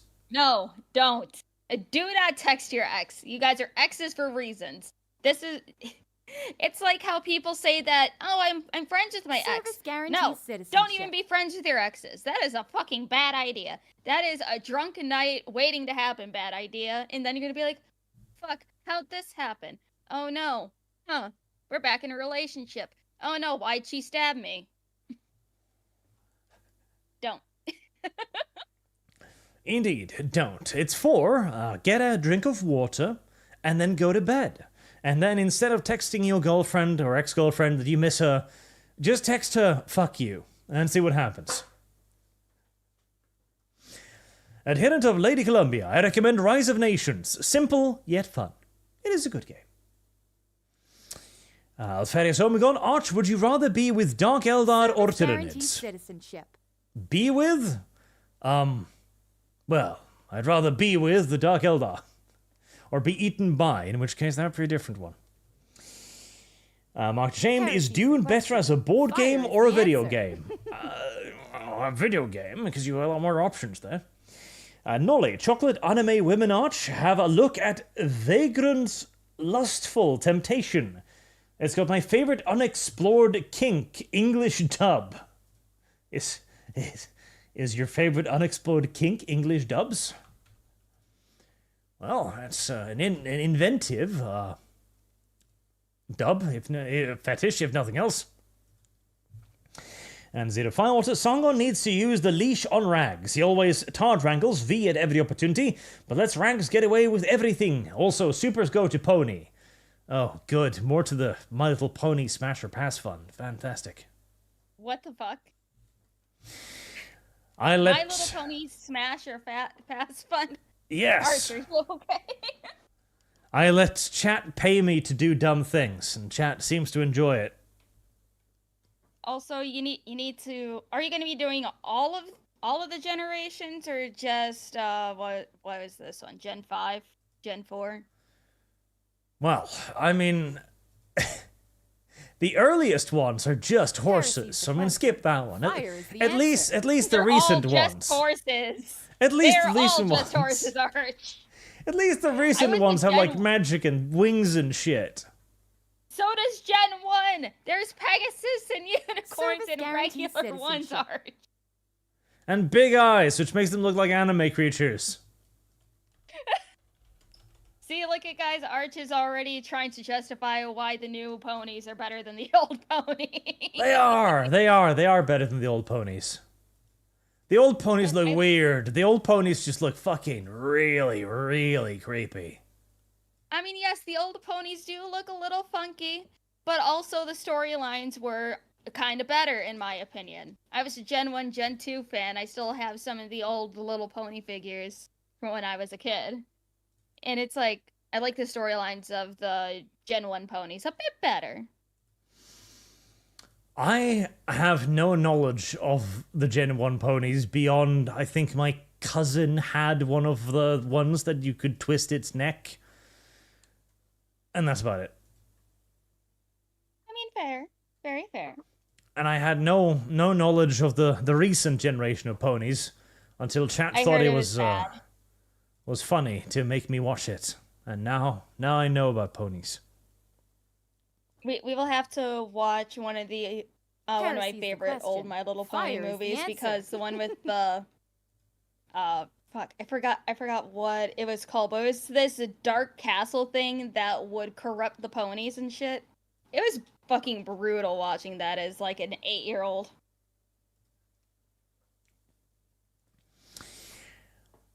The Holstater, the most D-Day coverage I saw was the coverage comparing locking up Orange Man to D-Day. Disgusting. It's like, yes, D-Day was exactly the same as throwing Trump in jail. Like, I see. I also heard that, what was it? It was either, no, it wasn't Kareem Jean-Pierre. It was, fucking, the vice president. What's her name again? I forget. The vice president of what? Kamala Harris? Kamala Harris, yes. She was saying that people going out to vote this November is the same as the people who went to go fight on the beaches of Normandy. Of course, why not? Hero U45, don't forget the 4 a.m. ballot dump to delete the politicians to get the correct outcome. True. Sajad, Ghost of Tsushima is fun but janky for a AAA. Kirsche is doing a 2024 election Triwan. Spelling. You should do it. Testing an X is bad idea. Texting. Dulcetta girl, physiological trauma, bad. All of these things and more. Red Fox Moon, Age of Empire 2 is best strategy game. You should play Asterigos. Give us with the stars because a good indie game from Taiwan. Wyatt, grounded peanut, butter, beer, and blocked the X. Good. Good. And finally, Boog, yes, watch G1 MLP movies, then Rainbow Bright movie. The Care Bear movies were also good as well. There's this one. The answer. I forgot what one of my favorite Care Bear movies was called, but it had this character. His name was Darkheart, and he was like this shape-shifting little ginger fuck that could shapeshift into a ginger kid, a dragon, a bull, some other shit. And I'm just like, okay, this is kind of cool. And this is like little 5-year-old me thinking this. And this little fuck was probably my first fictional crush. A little fucking ginger kid. A crush on a Care Bears character. I don't know what this says about you. Hey, at least he was human and not a bear or a pony. I don't know if that's a good defense. Heresy's the question. Just because he was ginger doesn't mean shit. Leave me alone, Arch. Boog is judging you, and that's never a good thing. She's a darker. Shut up, Boog. I don't know you, but shut up.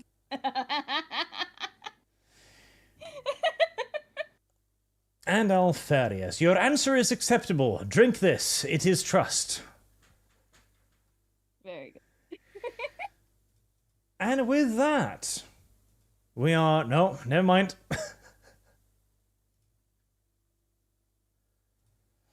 Nolly, yes, Arch. I love being able to understand characters and not need to read subtitles. Being distracted from the good stuff. Also, retroactively, all my previous supers to the Pony Fund. $30 in all. Good. You summarized it. I like it when you summarize it. Let's see, what's the My Little Pony Fund at now?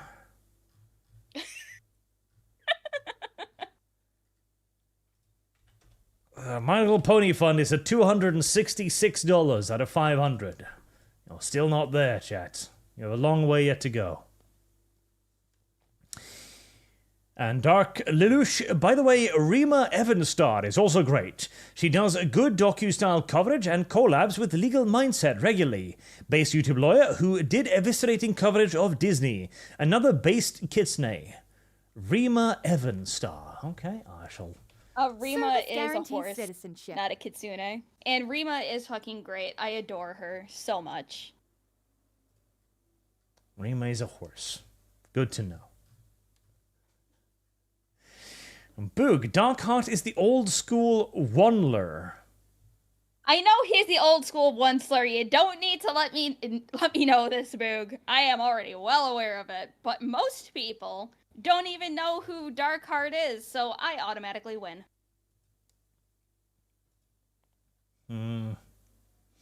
I don't know about this. Arch, you're gonna be smashing and pashing ponies. You don't get an opinion on this. It's hardly worse than Pokemon. Marksman, no, Rima is a horse VTuber. Chat deemed it so. Well, good.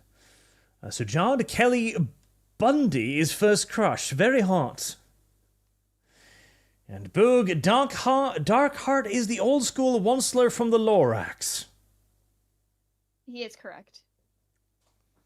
But he's a lesser known one. MLP. They heal Darkheart with the power of friendship. Yes.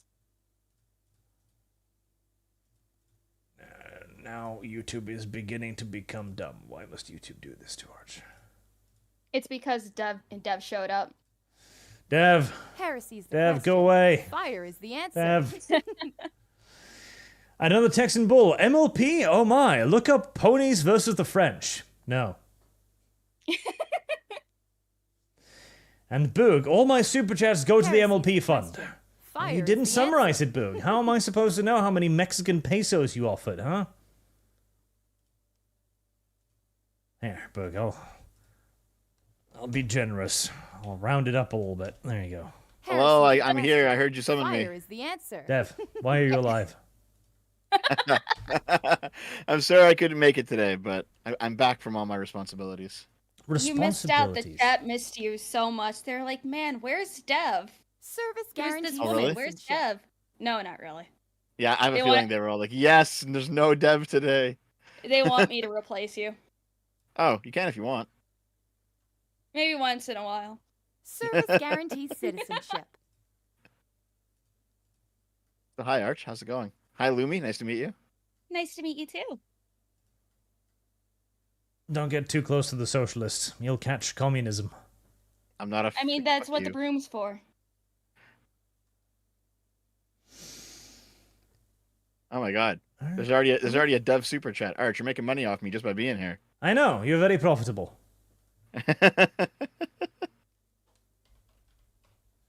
Anyway, chat, listen, it's my birthday. Fire is the answer. Is it? Happy birthday, communist. It's my birthday. Yeah. So Are you going to redistribute your gifts? I had a birthday dinner. It was pretty good. I assumed maybe you can give Arch some birthday super chats in my name, which he'll then redistribute to me. A birthday eating hour? Went out for sushi. It was pretty good, actually. Sushi? It was nice.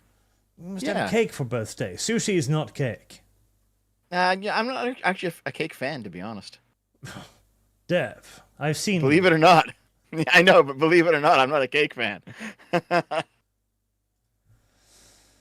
Dev has spent too much time becoming the cake to wish to eat the cake. Fire is the answer.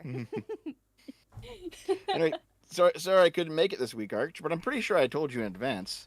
You did. What's funny is like, I was doing my own stream this morning, and then someone was like, "Did you tell Arch that you're not going to be there?" And I was like, "Oh shit!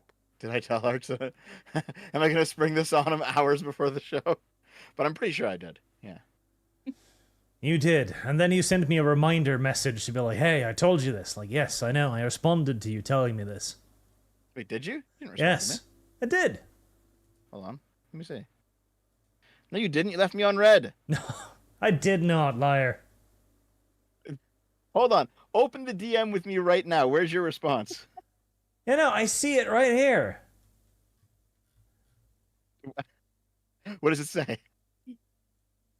I say, like, short fat taco. Oh, wait, who is the guest? I'm counterbalancing all of your trans people with a woman. I did tell you.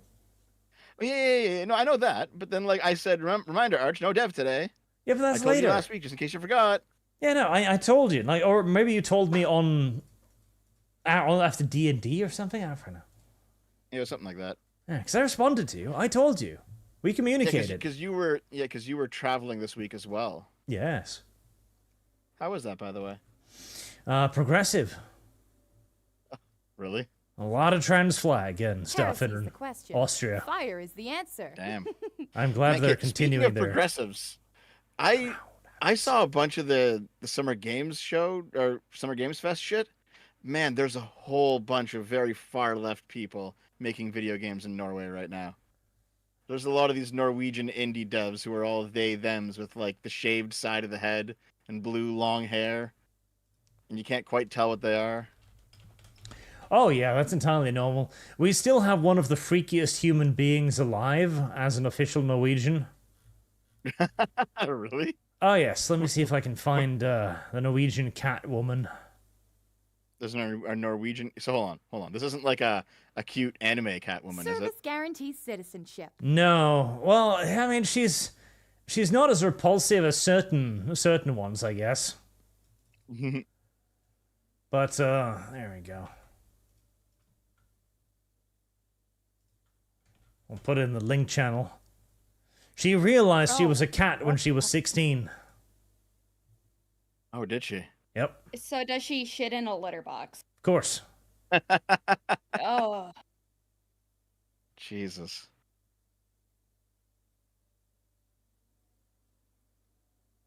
Well, it's like I said yesterday, man. We are at the point where everything normal is right wing. Fire is the answer. If only, Dev. I wish everything normal was right wing. The world would be much better if everything was right wing.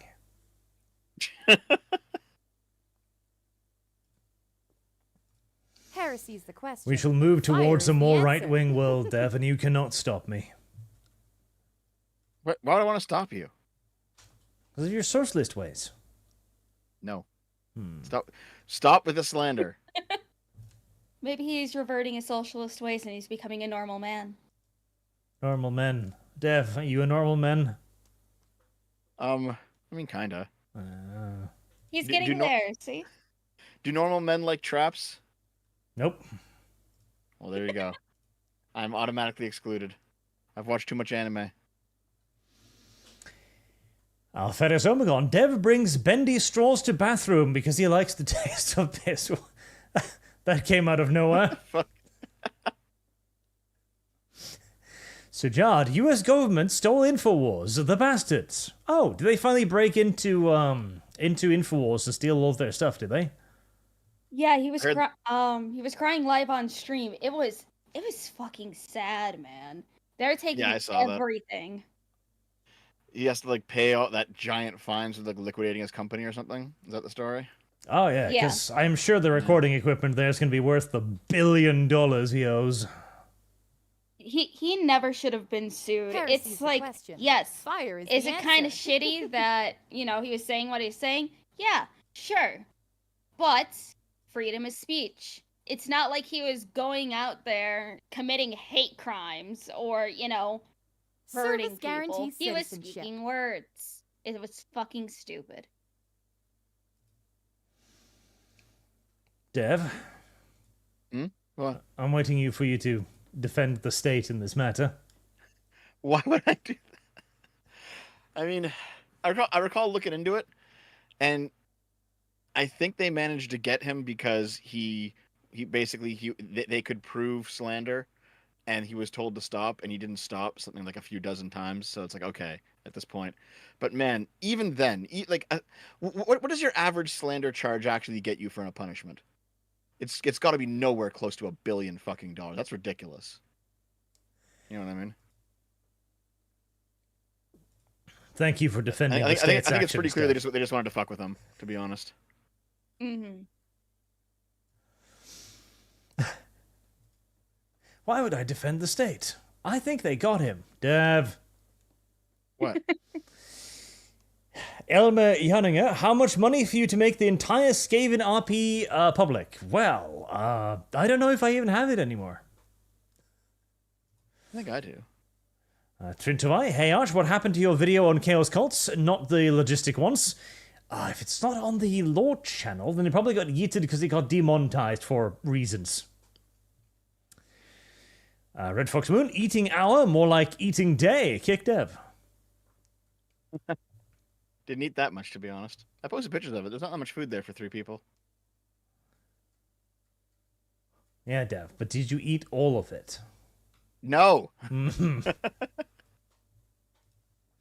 Alex Adamson, Dev Virgin the Sushi fan versus Chad Cake Enjoyer. Correct. Sushi is terrible. Sushi's awful food, Dev. You shouldn't eat sushi. Really? Yeah. You don't like it? No. Heresy's the question. Fire is the answer. Alex Adamson, Dev, no. Black Knight 17, Hail Arch Christ, our Lord and Savior. Hi, Dev. Hashtag MLP Smasher Pass. Oh, goody. Marksman 117B, Palworld update coming. Pokemon copes harder. I did see that. It actually looks pretty good, to be honest. Guys, that was Alex's second lawsuit over it. He was already paying the families. The second one overwrites the first one and includes fewer families. Well, why was it $1 billion, though? Because they didn't like him. J-Rod, Arch, tell Dev with all sincerity it's okay to have a urine fetish. There are way worse things to be accused of. What Dev? the fuck? Stop making shit up about me. Okay. Every time I hear someone having a fucking piss kink, it's either severely mentally ill women and now Dev. And now Dev. No, I do not. However, you guys do remember the monkeypox piss orgy, right? From last year? No. Oh, you didn't see this? No. Okay, hold on. Hold on, I'm just going to reach into my porn folder here real quick. I should have just said no. I mean, oh, that doesn't matter. Yes, I remember it. I have told Dev so many times, and he's like, hey, Arch, have you heard about this new filthy thing? Like, no. It's like, let me show you. No. Oh, go on, I'll show you. No. No has no meaning to Dev. Oh, I see. Okay, Here, I'm just gonna. Heresy's the question. Here, just give me a Fire second. Is the answer. Here, Arch.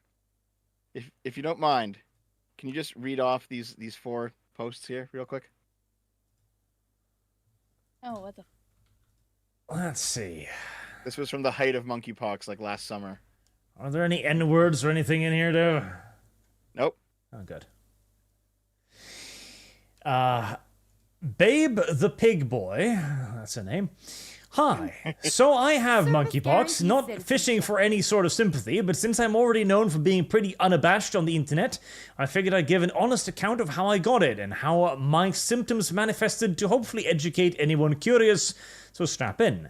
So I attended the orgy, have a great time, guzzled a metric fuckton of human piss. Okay. Yeah. I think I had sexual contact with around 15 men, similar to the orgy on Saturday. Had a great time, met some great people, then stumbled my piss-drunk ass home.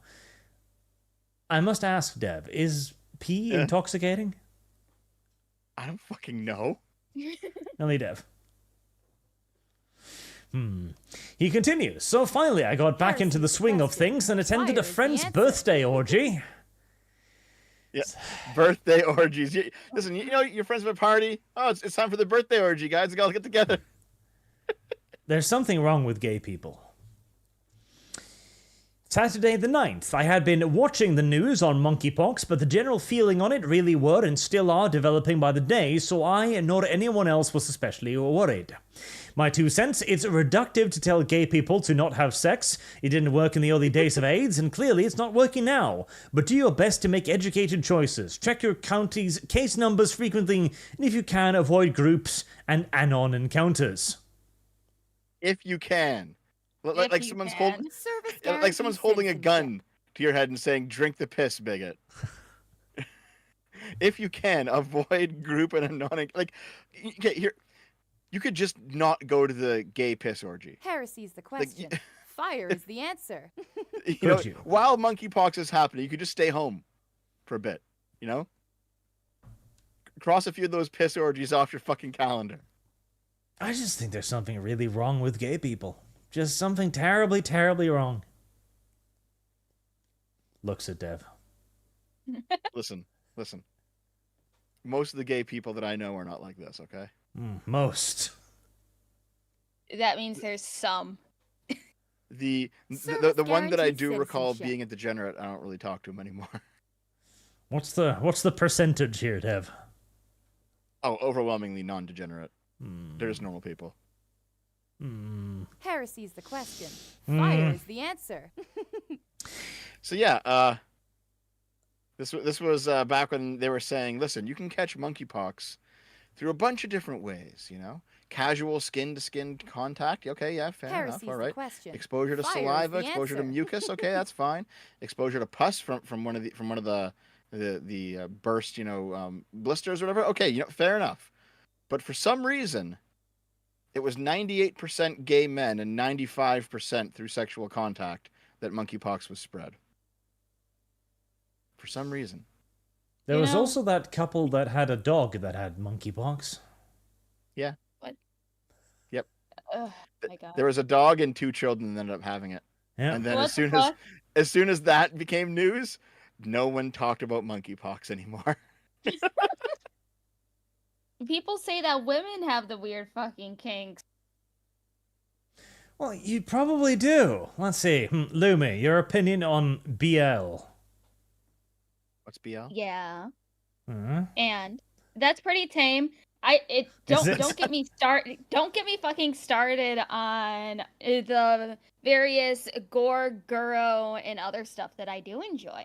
It is actually very nice. I can go on for this. It's very nice. So, there is a certain type of beauty when it comes to the human anatomy, but more so the inner workings of it. Wow. And people go on about the various fetish kinks of women. Yeah, I just don't see why. I think you might be the first person I've met who actually likes that. So congratulations. I do a lot. It's so nice.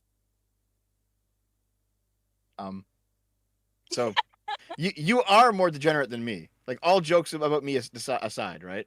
I have nothing that compares to that. I mean, it's not that bad. It's not that bad. Are you fucking serious? It's that bad. It's fiction. I mean, sure, of course. I mean, it's all just drawn, right? Yeah. Whereas Dev really does enjoy his real life diaper fetishes. No. Stop making up lore about me. None of these are true.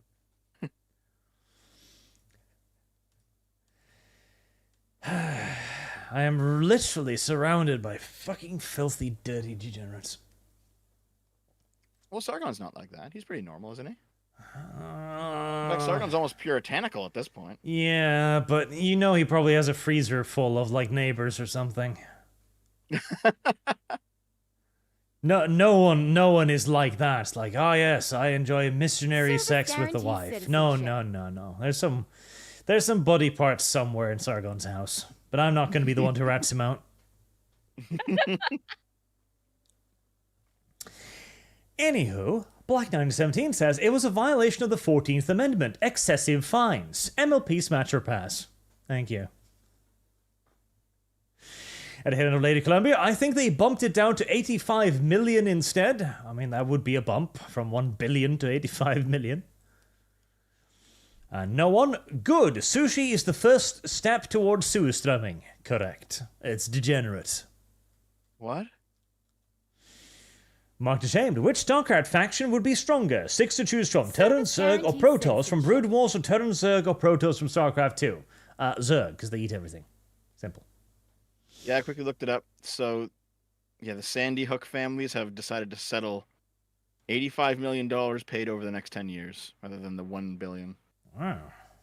How very reasonable. I mean, doesn't sound like a good reason to liquidate dude's assets like this if he agreed to pay it over 10 years.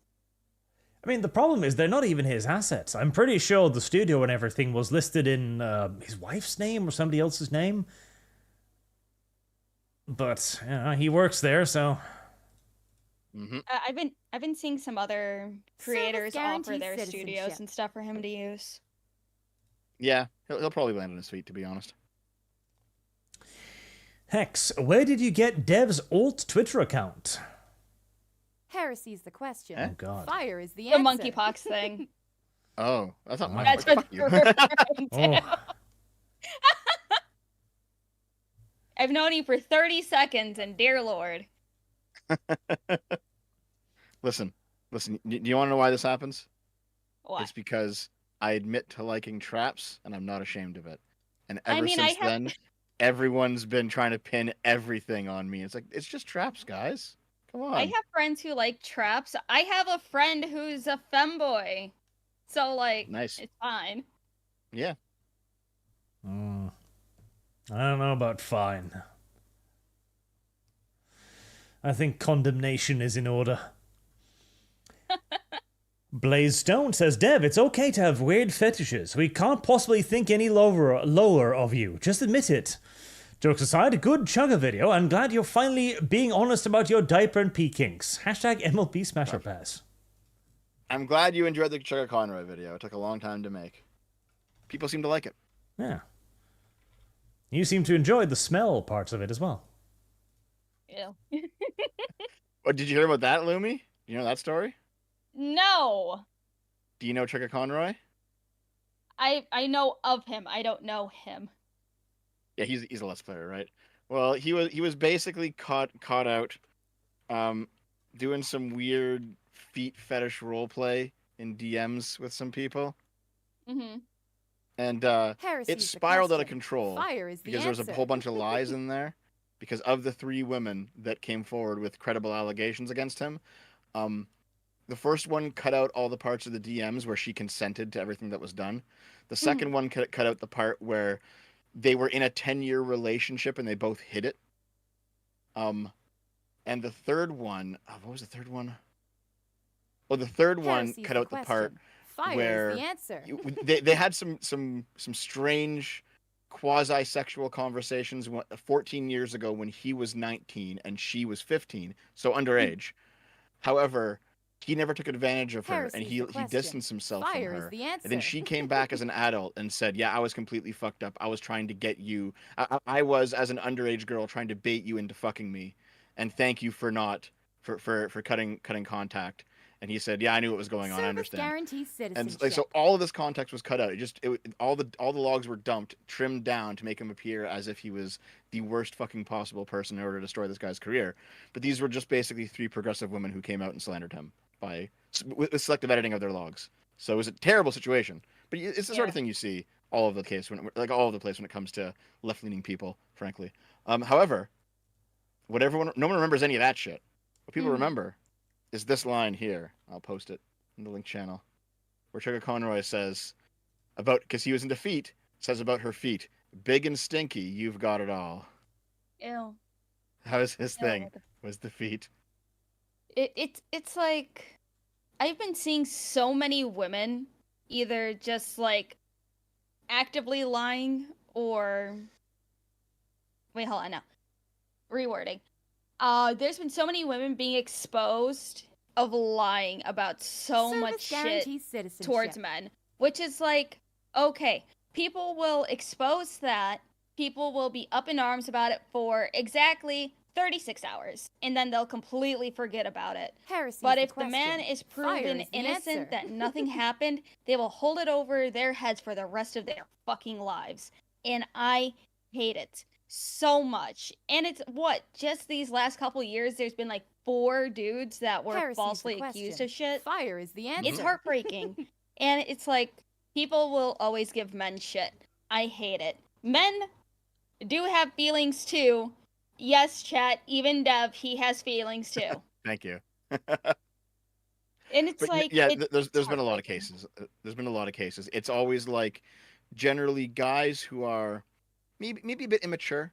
They don't quite know that, the world's out to get them, and girls that are generally very progressive, very left-leaning, who want to destroy this guy because he's like a white male in a position of influence, and they want to get that scalp, and it's just disgusting behavior. As I always say, women are evil.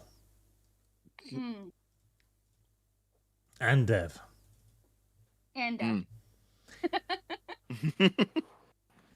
Adherent of Lady Columbia, can we talk about bleaching fetish instead, people? No. That's pretty based, actually. Yeah, no, I'm all for bleaching. Yeah. Absolutely. Bleach imperialism across the globe. Yep. Alferes Omegon. Dev doesn't have a piss fetish. He just really likes the taste. No. This is why I keep Dev around. He generates lots of super chats. Yeah, I just came in just to say hi, introduce myself, say sorry I wasn't here, but I'm done everything. And now like 50 extra super chats show up of people who are mad that I'm on the podcast again. Well, Zero Firewater says, Dev just finished his diaper orgy and went to talk to you about it, Archly. Pony. In Dev, I was trying to remember, trying to think of where I remember at least hearing your voice from, because I think I watched one of your videos before. It was the Skullgirls video and stuff, which you did really good on. I enjoyed it. I like Skullgirls, and then it went to shit. Yeah, well, thanks very much. The Skullgirls story is very similar to the Super Mega story, is very similar to the Trigger Conroy story. They all kind of follow the same blueprint, where there's like one semi-credible allegation that ends up being debunked, months later, but by then it's too late, the guy's been destroyed. And then like 4 other chicks hitch their wagon to that ride, you know what I mean? And their allegations have like nothing to them, but they gain clout by being attached to the main one. Mm-hmm. And it's all the same sort of thing. Zero Firewood also says, Dev, put all the past D&D games up on Rumble already. I'll figure it out. I heard Rumble's a mess in terms of either trying to go live over there or really do much of anything. I got confused when I tried to set things up. I'm like, I'm too stupid for this. I'm gonna leave now. I mean, there's decent organic growth on Rumble. That's nice. However, if you're gonna set up a stream, you have to change the fucking stream key and the stream URL every single time, as opposed to every other site where you can just have one that's just yours. It's annoying. And the entire back end and way to run Rumble is just awful. Like, there's no playlists, there's no decent search function. Rumble is an awful site, and I just want them to do better. I just want it to do better. Same. Service guarantees citizenship. Just a little better. Dark Lelushig looks dev. We know you have a diaper fixation. Is it really a stretch for people to assume you also have a P1? They may be wrong, but you aren't doing yourself any favors by admitting to the first. Not admitting to any of it. Sujard, hilarious, but not really how kids and dogs got monkeypox and memory hold. Alphabet Mafia deserves hate. Alex Adamson, you're not alone. I too am a gorehound. Not a kink, though. I just really like gruesome stuff. God, more weird people. I mean, it's so cool. Okay. It's like if you don't get too squeamish, I suggest a film called Faces of Death. It is a Mondo film. It tells this, like, the first one tells the story of, like, you know, different things that happen in different countries. Specifically, it follows, like, fucking, what's it called? Whatever. A man who runs a morgue in, I think, Brazil. And he kind of, like, tells the story of, like, what he does, because it's a very small, like, impoverished town that he's in. And he is the only one that does the work and puts people to rest and everything, because no one else will do it. And it's fascinating, but it does contain footage of, you know, real death. It was made in, like, I think the 80s. Yeah, but why are you masturbating to this? I'm not. I just like it. You said you were into Yes, in a sexual conversation specifically refers to us. I like it that way for the fiction stuff. I look at it from a pure, like, education standpoint when it comes to IRL stuff. There is a difference, Dev. Got it. Heresy's the question. Fire is the answer. But why do you masturbate to this? I don't know. That's the short and long of it. I don't know. Also, hell, I don't. To be fucking honest with you, I don't even do any of that stuff. It's weird. I find it weird.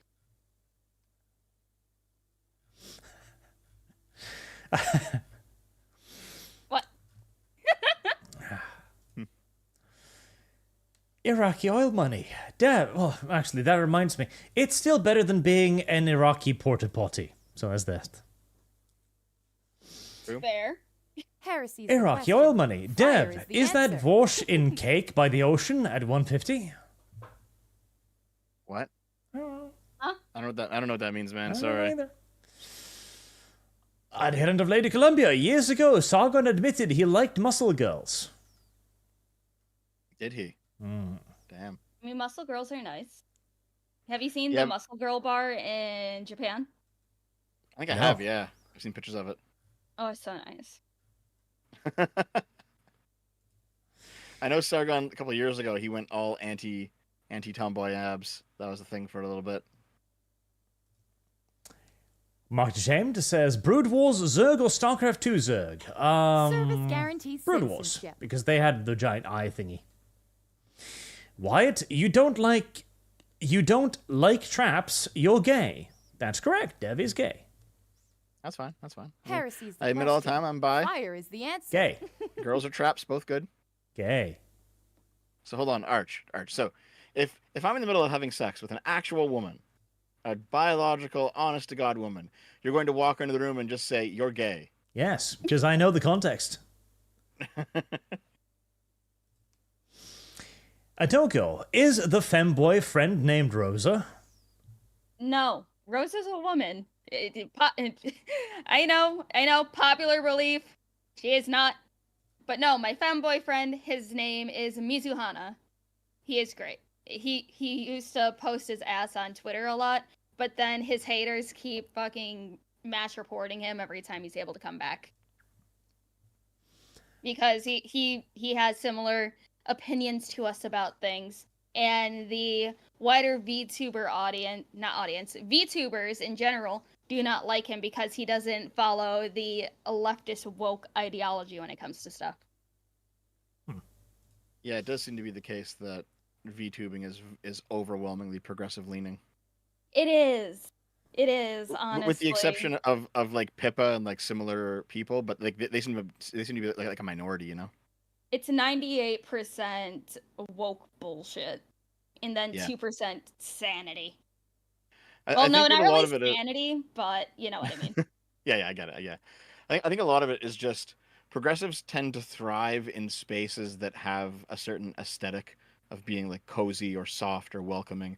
It's why they took over like Nintendo, they took over VTubing, they took over various forms of like video game streaming. You know, they thrive in like ArtTube. You know, they thrive in certain environments. Yeah, it's like I know this only broke out of the VTubing circle, like a little bit. But did you hear about Kirsha's blacklisting on Offkai? Yep, I did a video on it actually. Oh, I'm gonna have to look at that. But yeah, apparently it was admitted by an insider that staff, not volunteers, staff asked people, "Hey, what VTubers do you guys got an issue with?" And yeah, I'm happy that Nanobytes brought her along for a little bit on her screen, and then Kirsha had a unofficial meet and greet over a trash can right outside of Offkai. I recall seeing pictures of that actually, and I think I didn't keep up with the story after it initially broke. I think I saw something about how someone sabotaged something Pippa was doing, but what was the story there? Heresy's the question. So Fire what is is the being answer. told is that it's alleged that some volunteers were purposely fucking things up for the phase side of things. Service guarantees citizenship. Specifically, like Pippa and Tenma's little concert, I believe. I'm gonna have to look into it some more. I know I can link this stream, but my friend Proctor did cover all of this in a stream a couple days ago. He goes over everything, including some stuff that was being spread on VT. Right. Damn. That's some ridiculous shit. Fire is the answer. Insane.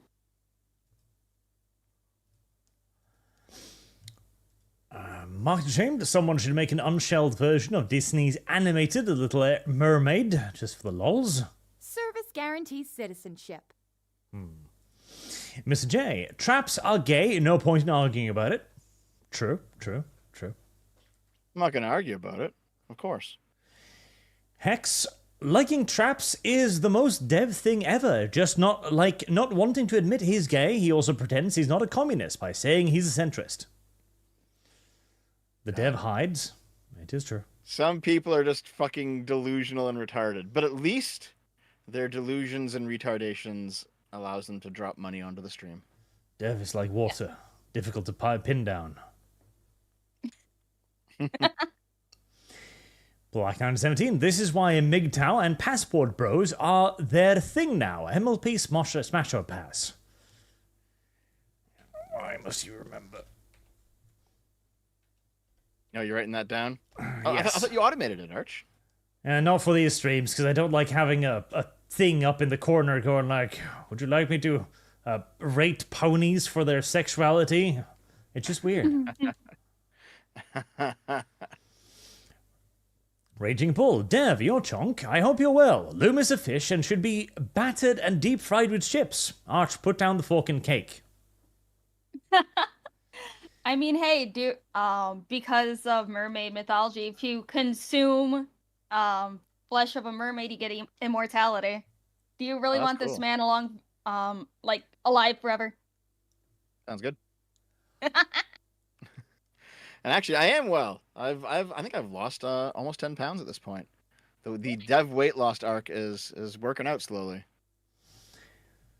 Adherent of Lady Columbia, you forgot how long and primitive YouTube was.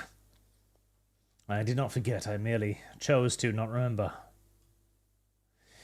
Mike James says, Rumble just added playlists, still need CC and other stuff. Oh, did they? Oh, that's good.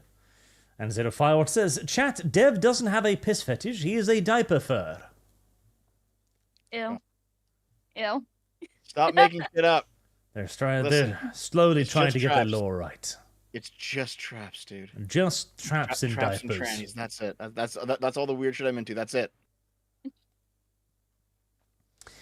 Lord Compass Spartan, another lad mentioned Archlay, and I think you should share the lore on that. Also, have you all seen the recent debut of Via Law? They are Vtuber Corpo run by an ASMR creator, also Pony Fund. I have not seen the debut for Via Law because it's going on at the exact same time as Offkai. Yeah, I really don't know much about them. I see some people talking about them. ASMR and lewd tubers really aren't my thing because they're all, in my opinion, they're just cookie cutter the same, just like every other suburban white woman. Just, they look different, but they do the exact same thing. Just some a little more weird on the kinks than others. All VTubers. Basically ethos. Alferius Omega on Arch, please help. I just put a bunch of dolls into one of my AKs and now my K98 is jealous, even though she's the one I take to bed every night. What do? Simple. Put the AK out in the rain.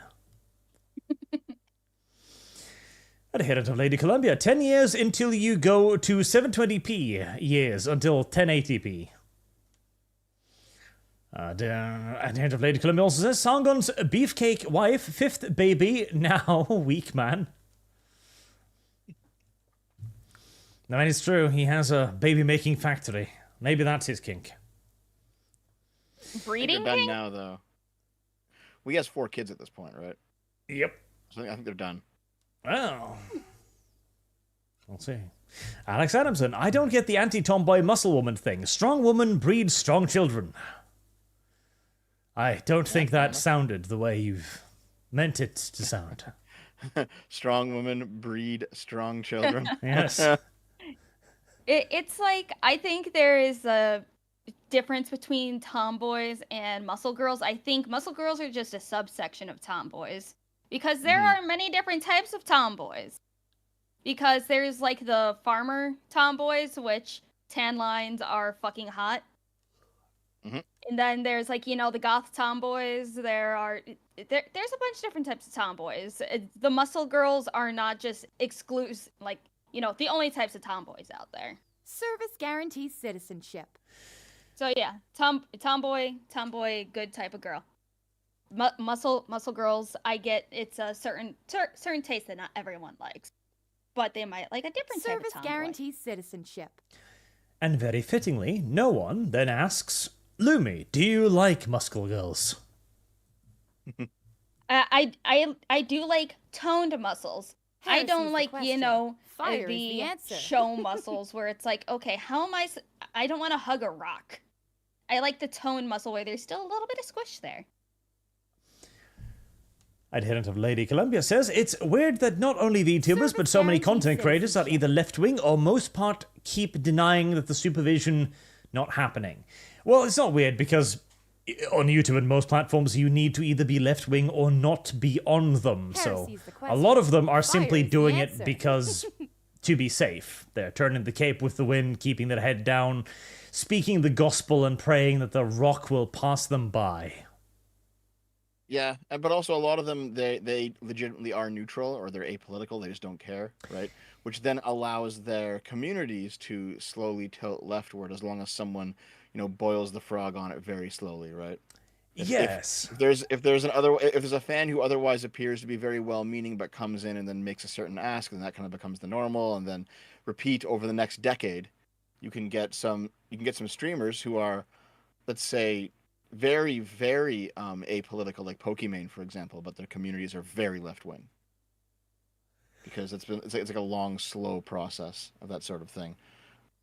And the only way you can stop it is if you actually have to come down and say, hold on, no, we're going to have some sort of free speech here where you're not just going to bully people out of my community because you're a leftist or something, right? Yeah, and there's also the fact that the idea of political neutrality is a very interesting one, because political neutrality today doesn't mean you get to believe or say anything you want. It's you get to be leftist. And if you're not leftist, we're not going to be neutral towards you. We are just going to remove you because you're hateful. Political neutrality has become hate speech. Well, I'm sure you saw it, Arch. I posted that tweet last week saying, "Hey, listen, Nazis do have free speech rights, the same as everyone else does. Even though I hate him and you hate him, nonetheless. And oh my god, every single fucking leftist on Twitter descended on me. It was a shit show. They were all very, very angry. But it's true at the end of the day. Yep. Mark James, woke took over board gaming too, unfortunately. Yep.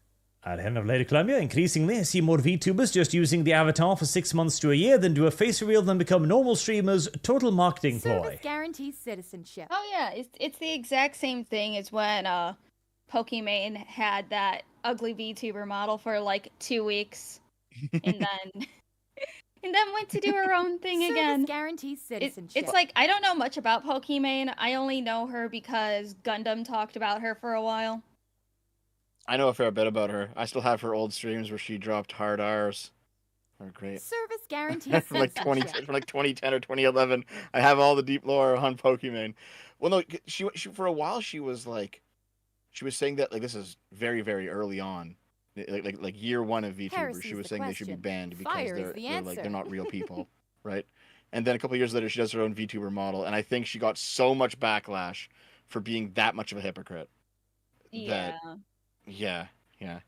I know people don't like my VTuber take, but my VTuber take is basically the same as any other e-girl take. It's like, listen, guys, if you have a girlfriend, you should probably be, no offense, Lumi, but if a guy has a girlfriend, you should be giving money to your girlfriend, not to a girl online. It's just, I think that's probably the correct thing to do, I mean, that's fair, and that's why, honestly, at least at this point, I would rather have people, like, instead of donating to me, I am currently working with, Stack Up for fundraising to get stuff to veterans and active duty military members for, like, nice. little care packages and stuff. Yeah, that's cool. It's nice. That's very cool. The Real Horse Editor. Hi, Dev. How do you feel about welfare recipients using their food stamps to get cash for lunch? I mean, it's retarded, but, fungibility of money is always going to be a thing. You can't really stop it, so. Rip. I mean, it's like, okay, Dev, I want to hear your perspective on this. Because I know chat was talking about, what would, like, something about, like, you saying stuff in retort on my opinion on people with food stamps. Because I have a deep-seated hatred for people with food stamps because of past job experiences as a cashier. Mm-hmm. How do you feel about people who use their food stamps to buy a copious amount of, like, soda, chips, and other stuff just to sell that stuff to a corner store for cash? Oh, fucking disgusting, obviously. Fucking disgusting. You know what? I've seen worse. I've seen people, because I also used to work at a grocery store, and my girlfriend is a bookkeeper. I've seen people buy cases of water, just like bottled water, dump the water out because they can return the empties for money. What the fuck? I'm just like, what the fuck, dude? Like, so there's two problems with food stamps, right? It's like, one is there's always going to be ways people try to exchange the food stamps for actual money, whether it's doing stuff like that or buying things they can resell or like selling the food stamps to somebody else, or and it's generally people who like want drugs or alcohol, and so you don't really help them by giving them food stamps, right? But then the second problem is the fungibility of money, where like if I give you $100 worth of food stamps, and then you actually spend it on real food, you actually buy $100 worth of real food, you can what that means is that if you have $100, you can then go buy drugs with those $100, because like you can't actually help anyone with food stamps unless they want to help themselves. Like if there's somebody who's legitimately poor and would actually get their life together if they just had a little bit of a boost, food stamps will help them. But so will just regular money too, right? The issue ultimately is giving money to people who are down on their luck and would use it properly versus giving it to addicts. And food stamps doesn't seem to change that calculation in the long run at all. Yeah, because it's like, I have seen various different people with food stamps, ones that legitimately need it and get the right type of food and everything to feed themselves and their kids. And then there's the ones that, Yeah, no, I know why you're on food stamps, and I know your husband or baby daddy is a drug dealer. I see that large wad of cash you have in your hand, Miss Ma'am. Yep. Then there's the ones who sell their food stamps to other people 50 cents on the dollar. They will give you their food stamp card for half of what it's worth if you give them the cash for it. That one I am very familiar with. And then there's the ones that the corner stores will let people buy cigarettes and alcohol with food stamps and just run it as something else. Fuck. Yeah, it's pretty infuriating. Like, here's the thing, right? Because I'm not principally, I know there's lots of people in the chat who disagree with me on this. That's fine. I'm not principally against taxes, right? Or even against social safety nets. But I do want them to like go to something. You know, not just be wasted. You know, like, here, if you raise taxes and the druggies as a result were off the streets, and you know drug use was down, and there was actually treatment for people, and things actually worked, fine. Okay, at least then the money's being used properly. But I mean, look at California, right? Highest taxes in the United States, and they have the worst fucking drug problems. That money's going nowhere. You're just burning it basically. So, yeah. I'm not like against welfare. I'm just against the amount of waste that there is in welfare right now. Yeah, it's fucking tragic, and it's like I said earlier, I advocate for drug testing when getting government aid because it's like if parts of my taxes go towards paying for the drug tests, yes, I am fine with it. But other than that, it's fucking God. I hate it. Yep. This is a remarkably anti-government take of you, Deb. Are you sure you would not like to reconsider? God damn it. It's time for this fucking stereotype of me to die, Arch. Over my dead body. You make too much money off of it. Mm-hmm. Man, I'll go on like completely unrelated shows, right? Like I'll go on EFAP or Side Scrollers, or I'll go on Adam and Sitch or something, wherever. And there's always someone in the chat. It's like, hey, it's Arch's communist friend. And I'm just like, fuck. Oh yes, I have an ability to peg people. This is why there's still Breed Kibbs memes going around. That's why him transitioning is still a thing. Well, him transitioning is still a thing because he's been using a girl VTuber avatar for the past 5 years. Yeah. Oh wait, who is this? Kibbs. My Kibbs. pet femboy. Your pet femboy. I've never heard of Kibbs before. That's fine. Nobody has. Nobody has. Well, he's basically taking money to transition. I see. Listen, he is the kind of guy where it's like, if you pay him, he'll do it. He likes money. So there is a transitioning goal on his channel. Give him enough money, he'll do it. The HRT fund. Fucking wild, man. Raging Bull, rev up those fryers. We got a big fish to fry. Dev gets done. But why? A Doggo, so Dev is now 290 pounds from 300. No. I used to be over 300 way back in the day. Haven't been that in a while, though. Hexy, it's just traps and trans, but I'm not gay. Dev, 2024. Listen, I said bi, okay? Okay. Bisexual includes some attraction to human males. Uh-huh. Thank God it's human males. Well, at least there's humans. Dev, you felt the urge to specify. Dev. Hold on. Dev. Hold on. I have a question for the chat. Okay, real quick. Chat. So, when I say that I'm bi, do you guys...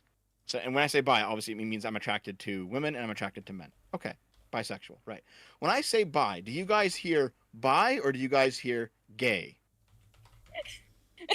The first thing that comes to mind is just gay. Bi men are gay and bi women, they're just normal women. Yeah, no, absolutely. This is very, very simple. That's what I know too, yeah. Because Lumi, you seem to be interested, at least in terms of the hentai you're looking at. There's women involved in that. You seem to be okay with that. Muscle mommies or whatever. Okay, fine. But listen, if bi women exist, certainly bi men exist. No, Dev. But they're just automatically in the category of gay. Yeah, see, we have a different term for this, Dev. Lesbians are fine, socially acceptable. Gay, however, no. Wait, No. are bi women lesbians? Yeah. Really? Yeah. Lumi's lesbian. Sure. Okay. I objectify men and women equally, but women are just better to look at. Plus, Yeah, pretty much the same, to be honest, yeah. there's no downside with having a lesbian girlfriend. There's only the upside of having the ability to also dick her straight frequently. Well, to be fair, I mean, Naomi's bi, right? So, same kind of conversation happens here, yeah. No, she might be gay just because of your proximity, I guess. I don't know. No. She dated a woman before me. I haven't considered the one drop rule here. Listen, the joke is always that I turned her straight. Feels good, man.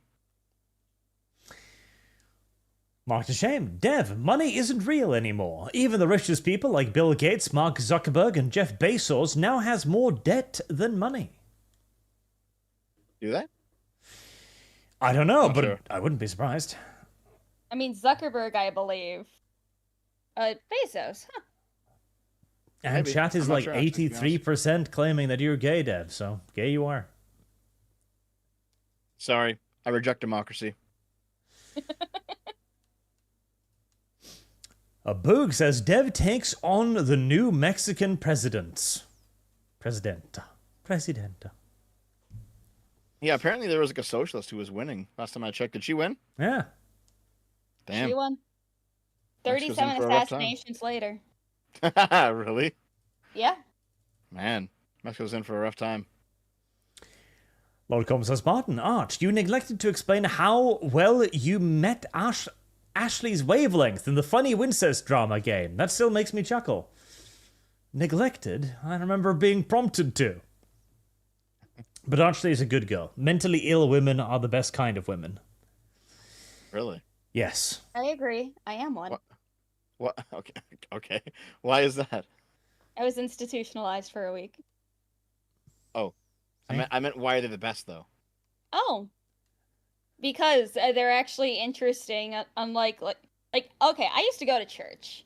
I was raised Baptist, and those are the most boring fucking women I have ever met. Dear God.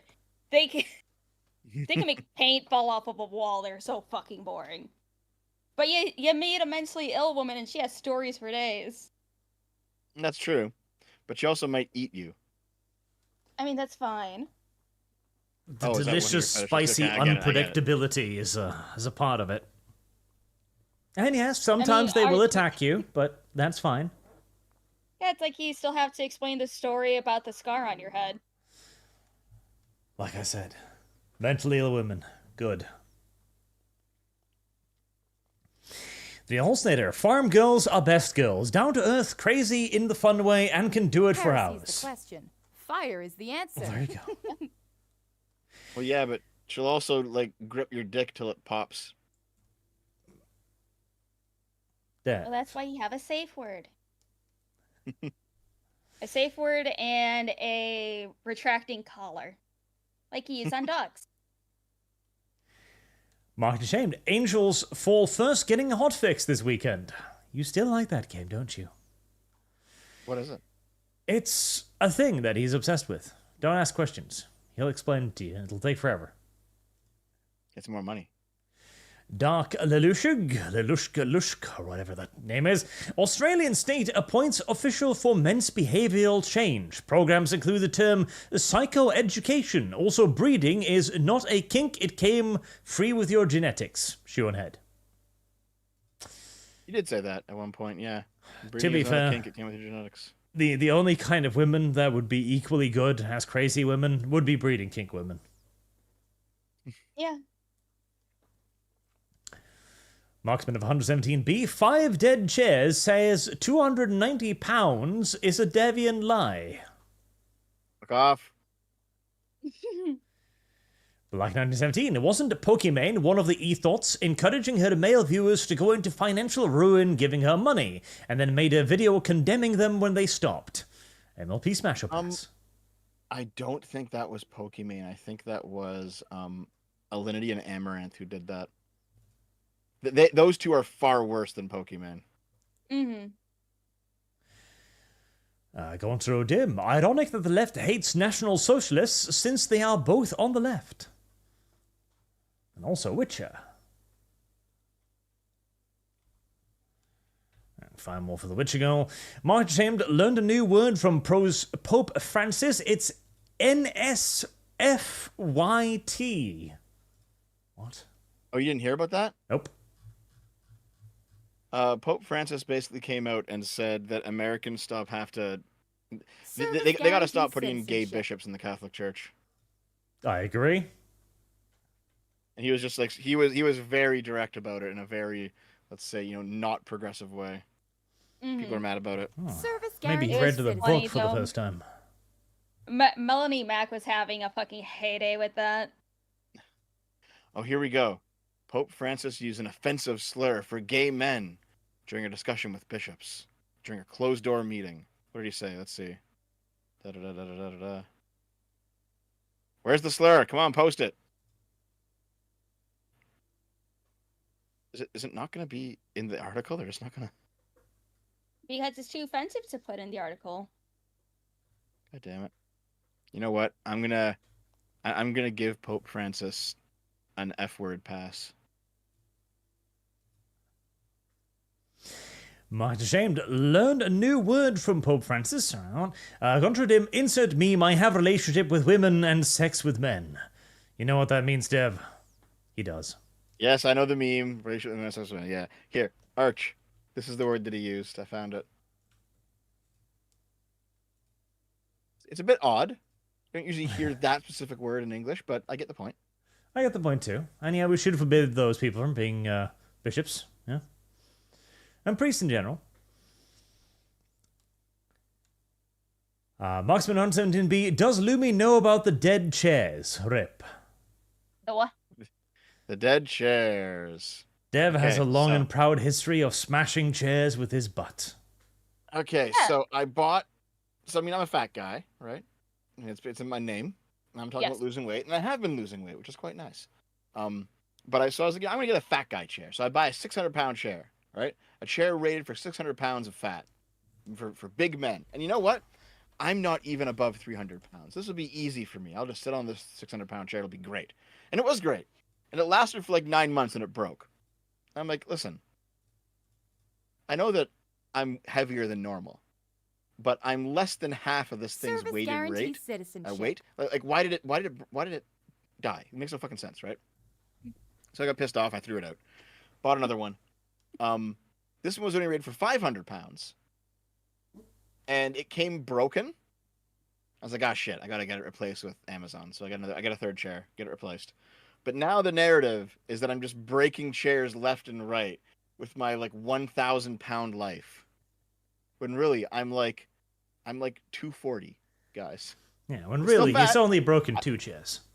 I could still lose like 75 pounds and be, pretty good. Like I need to lose weight. I get it. But man, things have turned into memes with me very quickly, it seems sometimes.